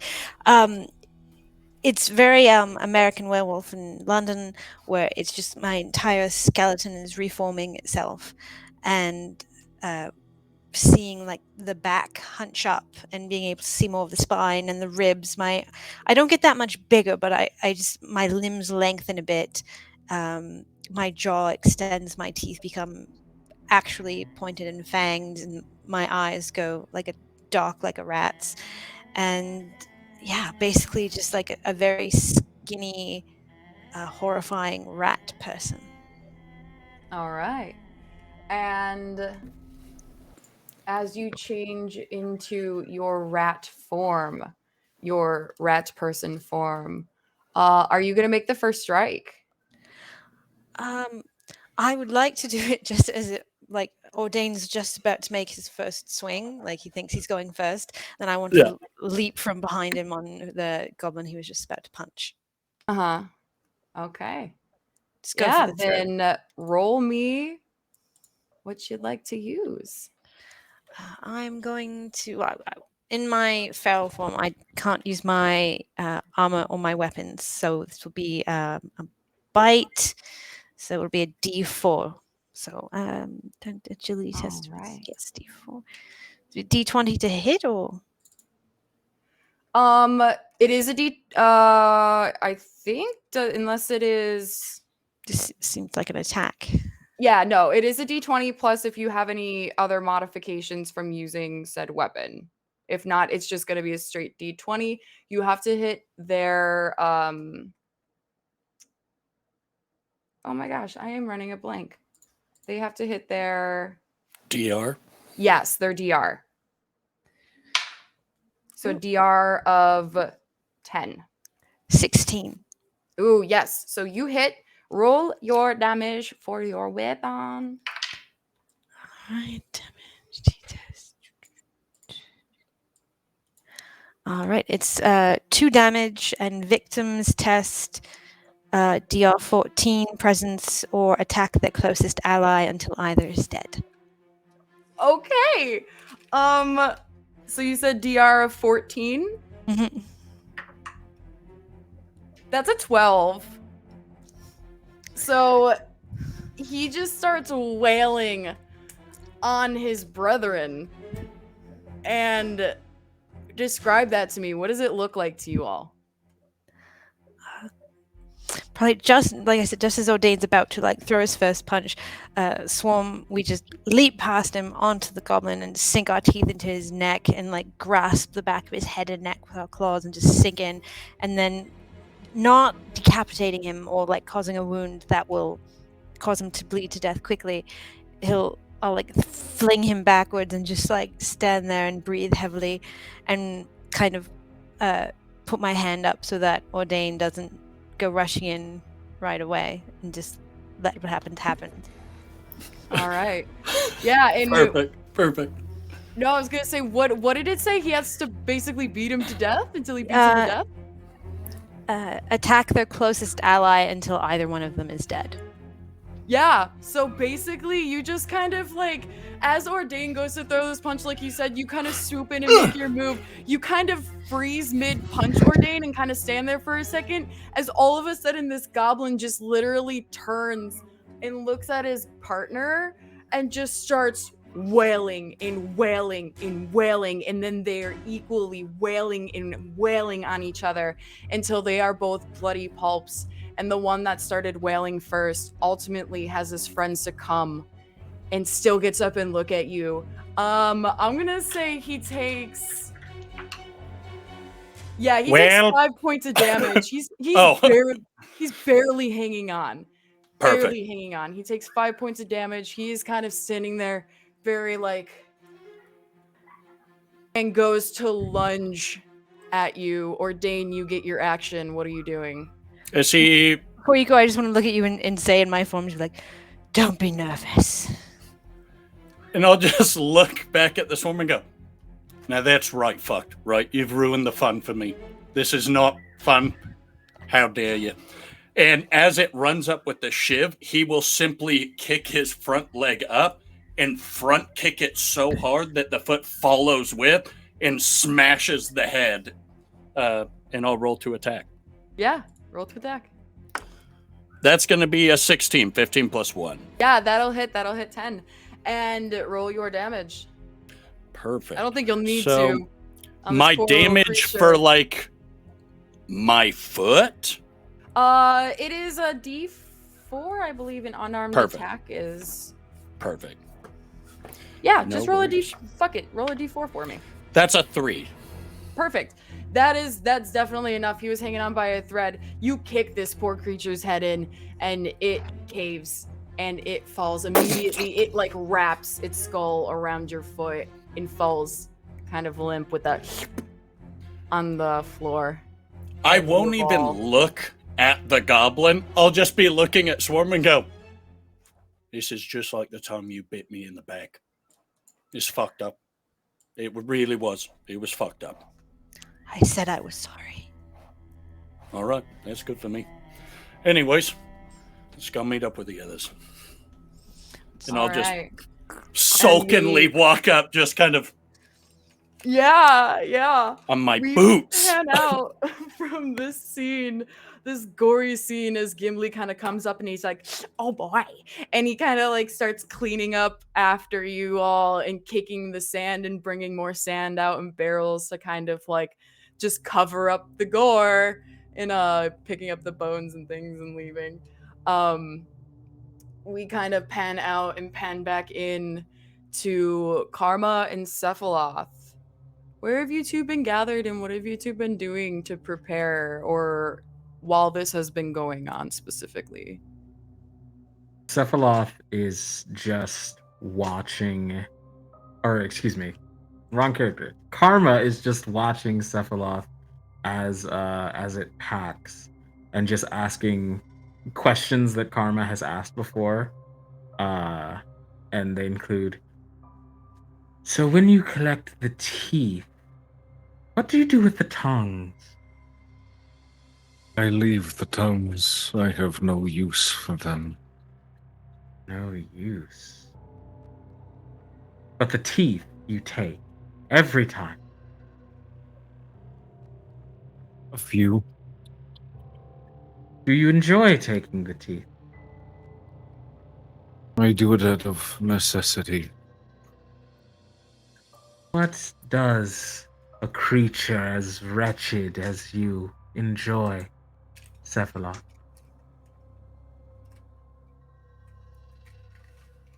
I enjoy nothing. Are you sure you weren't born with kite and plating? I think in another life I may have enjoyed spending time with the family. Ugh, boring. It always wraps back to people with you flesh creature.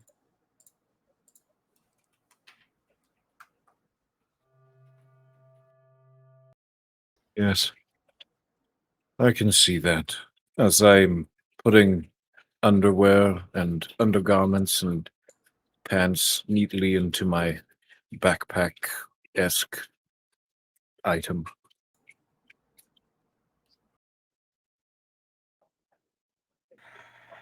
And I will start to just like crawl along the ceiling of this chamber and just wait.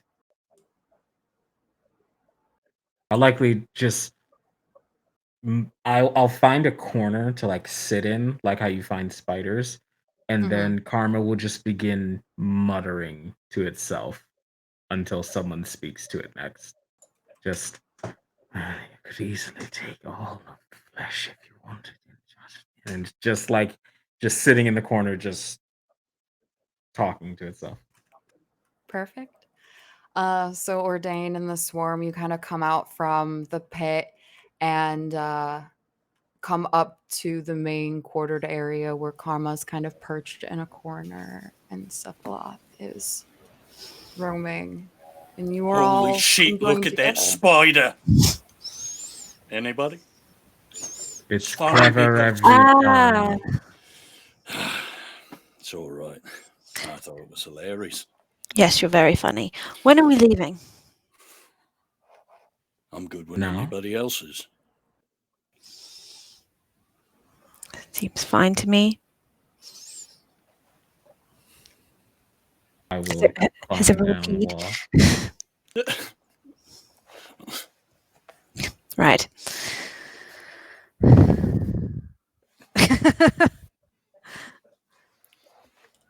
All right, I'm ready.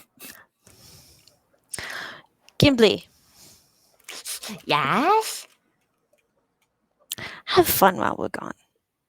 Oh, I mean, I always have fun, but I have more fun when you're here. I'll miss you. And you like kind of like skitter. He like goes to hug your leg real quick and skitters off like into the kitchen area, and you hear like pots and pans banging and stuff. And he comes up really quickly and like has like these kind of like really like greasy lunch bag-esque bags for each of you. And inside of them are like a week's worth of rations and Gave me like some Dunkaroos. sludge he calls, his secret sludge. And he's made like little care packages for you all for the road.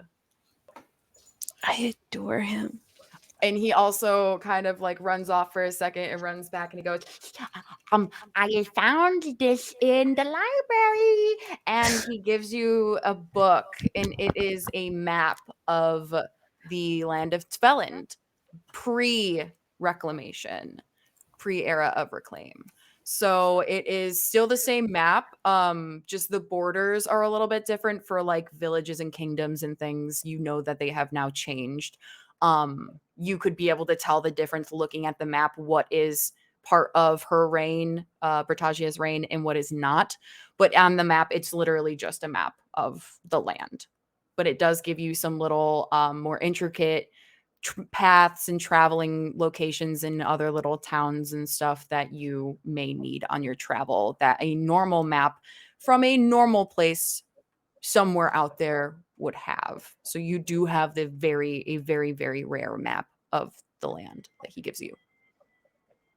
I see it's a globe, right?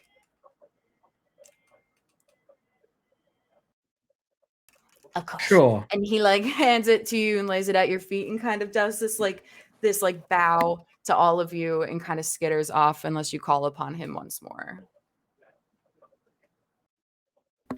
And you are left to your devices as you all prepare for the road. You have the donkey, you have the cart, you have the map. Do we set forth? Are we setting forth on the road? Sephiloth, Yes, my lord. you packed my undergarments, mate. Yes, my lord. How many pairs?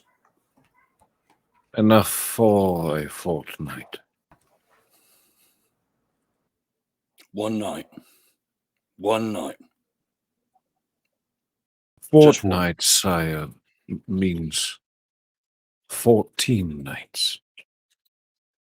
Excellent. I'm ready. And I hop on the cart with the donkey holding the reins and go, let's get this ass moving. Hop I think in the wagon. for the first night, Carmel will ride under the cart in a fashion much similar to how they rode on the side of the cart, but just under it and gripping the Yeah. sides. Oh, I love that. I love that visual. Perfect. Cool. So you all set forth on the road ahead, and it takes you a little while to reach like easily traversable land. It's a lot of like bumpy rock and cobblestone that you kind of have to traverse to get out of Schleswig, which is where you currently are. As you are roaming through the streets, you hear people like call out to you and revere to you. You are all very much heroes in the land of Schleswig and in the era of reclamation that she now holds a hold over. People know who you are. They understood your position, and they are very much quaking in your wake as you walk past. How does that feel to everybody? How does it feel having people bow at your feet for being in service to someone that they worship? Correct, mostly. Uncomfortable. Don't like being looked at. Yes, I feel much the opposite to Karma. I feel that the squalor of this place and the eyes looking upon us are undue, that they should be turned towards Her Majesty. Ordain doesn't look any of them in the eye.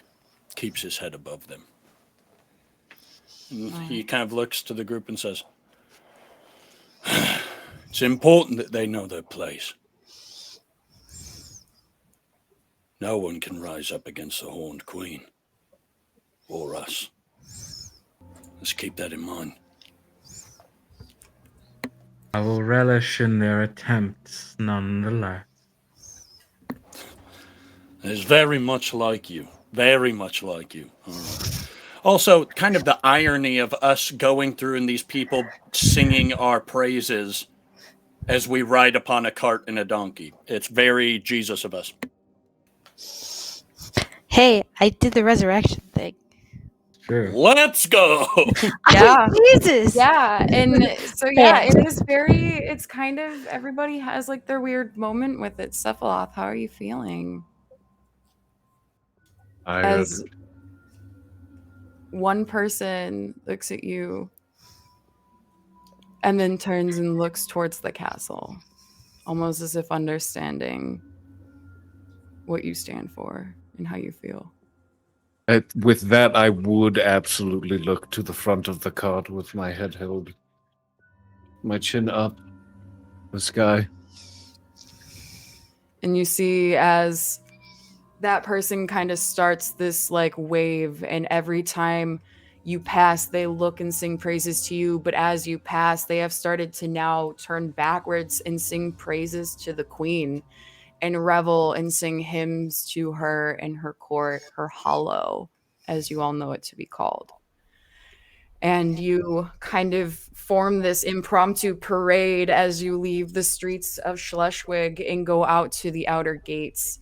It's still land that is under her control, but it feels freer. You all have been confined behind the walls for some time, doing the bidding behind the walls for some time for the queen.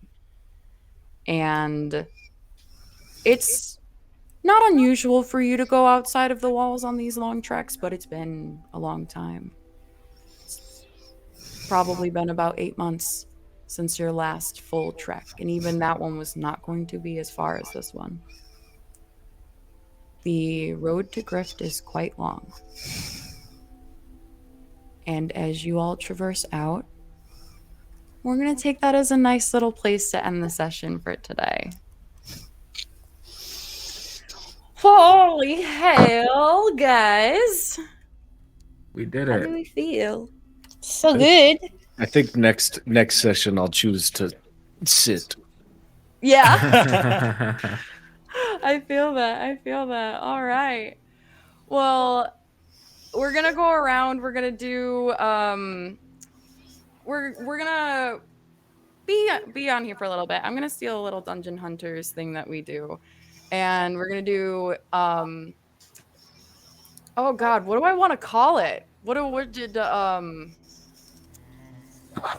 let's Sword call and a it- scroll.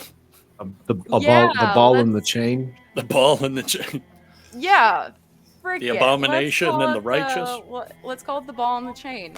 Ball is going to be what was ballin', what you loved about the session, what you Fuck thought it, was we dope. ball. Fuck it, It's we Fucking ball. ball. And chain is going to be what would you change? What would you want to be more of? What would you want less of? What is something that maybe just didn't click for you this session? We'll go around, and as we'll go around, please introduce yourself to who are you? What do you do? Where can we find you? Are we We'll start with starting with me Ordain. again? Okay. So right at the top. Hi, I'm Trevor. I'm from Dungeon Hunters. I DM there as well as play. Right now I'm playing in Orion's Belt, our space cowboys adventure DM by John. And in that game I play Jim Roberts. But here I'm playing my character Ordain Oathblood. My ball was everybody's characters are phenomenal. And I'm really excited. And now that we've done the whole Ordain kind of went out and found them, I'm excited for Ordain to kind of take a back seat and watch them all do what they're incredibly skilled at. So I'm excited for Ordain to just kind of be fighting things that need to be fought and letting the rest of them as masterminds make the plan of the Horned Queen come to fruition. So it's gonna be good. Yeah, my chain is just kind of that. Ordain's not smart enough to be the ultimate leader of this group, and it's very evident. I love that everybody playing is shaking their heads. Yes, thank you for the validation of the character. So it will be very known that Ordain is just kind of I went out and found them, but I'm not anybody special unless he sees the people and is like, I am something very special. So it's going to be sick to sit back and watch all these characters come to life. It's going to be super sick. And that's what I have to say. Everybody was so great and I loved it. I love it. All right, the Swarm. Rachel. Hi, I'm Rachel. I played the Swarm tonight. You can find me. I'm actor, artist. My personal Instagram is Manic Pixie Tank Girl. You can find my art, including the promo stuff I've done for the next Mythical Melee at Bad Duck Design on Instagram. I guess my ball would also be just the gathering of the troops. It's really we're really good at getting very distinct meetings without dragging them out. We were like, hey, who are you? This is how we're going to interact. Let's keep moving. And I thought that was we have some really good pacing, and everyone's feeding off each other really, really well. Shane, I guess I'm kind of in a similar situation of Ordain, where like I feel like I'm here by accident as a character. Like they don't, they keep getting told that they were chosen, but they don't know anything about themselves, so they don't understand why. They believe themselves to be very inferior. So it's, but they also are not unintelligent, so they kind of see, I think, that Ordain is not bright. It's adorable, but they're just like, is it possible that I'm like the most stable person out of this group? And am I going to have to be a leader? I love this. I don't want it to be the case. Like, they really don't think like big imposter syndrome. But yeah, I think trying to, they're a very reactive character, so I think I'm gonna need to work on them dealing with not being so reactive and being more proactive. Fair, very fair. And we'll move down to Karma, to D. Oh, hello, my wonderful children of the dark. My name is D. I have been playing Karma the Spider. And, yeah, I can finally take this mask off. Holy shit. This was a whole bundle of fun. I loved it dearly. My ball is probably... I loved everything, but for the sake of choosing something else, I really liked the Horned Queen. Just her introduction, like the scope and gravitas that you gave that scene really made it properly eldritch. Yes, outside of that, my name is It's the Riddler. You can find me here on Twitch and on Twitter under the same name. I am a voice actor, streamer, musician, professional GM with Magpie for their Created Play program. I do all kinds of stuff. You can follow me on Twitter to find out. But I am your still reigning and retaining Universal TTRPG champion. And if you want to figure out how you can maybe win a belt like this, you should follow me on Twitter at It's the Riddler. Yes. I love it. I love you. And yes, I'm so stoked on everybody's characters so far. And we will move over to Sephiloth, to John. Talk to us. Hi, While I'm you feed your John. baby. I'm feeding my newborn. Artistic Gypsy asked, John, how are the kids reacting to your makeup? The makeup went on after my son went to bed, and she doesn't care. As long as she's fed and changed, she's whatever about it. She's already asleep again, so she's super easy. But yeah, anyway, I'm John. I am co-owner and narrator over at Dungeon Hunters. Normally, I'm just a player, just another player. I used to stream and don't anymore, and now I'm here playing role-playing games wherever I can fit it in. Yeah, so I'm currently running Orion's Belt over at twitch.tv/Dungeon Hunters D&D. If you want to check it out, we have all three of the 4 episodes are up on YouTube right now under the same name, Dungeon Hunters. Yeah, it's sick. We have our final episode of that coming up here in like 3 weeks, and I'm very excited about that. So yeah, that's where you can find me, is on Dungeon Hunters D&D. Heck yeah. And I am your friendly neighborhood cryptid, Brickk, with the brick with 2 Ks everywhere. I also used to not stream. I'm probably going to start streaming sometime soon again. But I'm a freelance writer and TTRPG player in DM. I had so much fun today. Ball. As soon as I got that first scene out of the way, I felt super comfortable and my hands stopped becoming clammy. That was really dope. Chain, I got a lot to plan and prepare for you guys, and I'm really stoked with the pacing of this group and how well you move and how well you interact with one another. It's not a chain by any mean for me, but it is just something where I'm like, fuck, I really gotta make sure that I got enough planned for these guys because they're really good role players, you know. They know what they're doing. So yeah, thank you all for being here, for playing with me, and for joining me on this weird story. All the viewers that tuned in. We had a raid from Dorky Teacher and from the author. So thanks for coming in. Thanks for raiding and letting your communities hang with us. We really do appreciate that. And actually, we're gonna leave you with some really cool sponsorship information. If you guys are into really cool D&D inspired clothing, we have Session Zero clothing. Use ORDER order at checkout for 15% off. If one of the other mods can help me with your commands, I totally forgot what your commands are. We also have Norse Foundry. Norse Foundry are artisan dice makers. They make beautiful dice. Please go check them out. They have beautiful gemstone dice. Use TIO15, TIO15 at checkout for 15% off.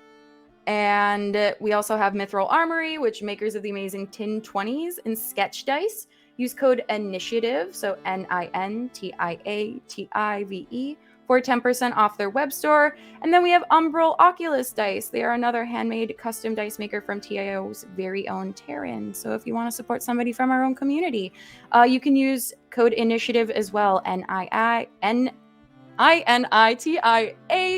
You know how to spell it, for 10% off for a full set of dice from their store. We really appreciate you guys for becoming sponsors for the channel and giving out those codes for everybody here.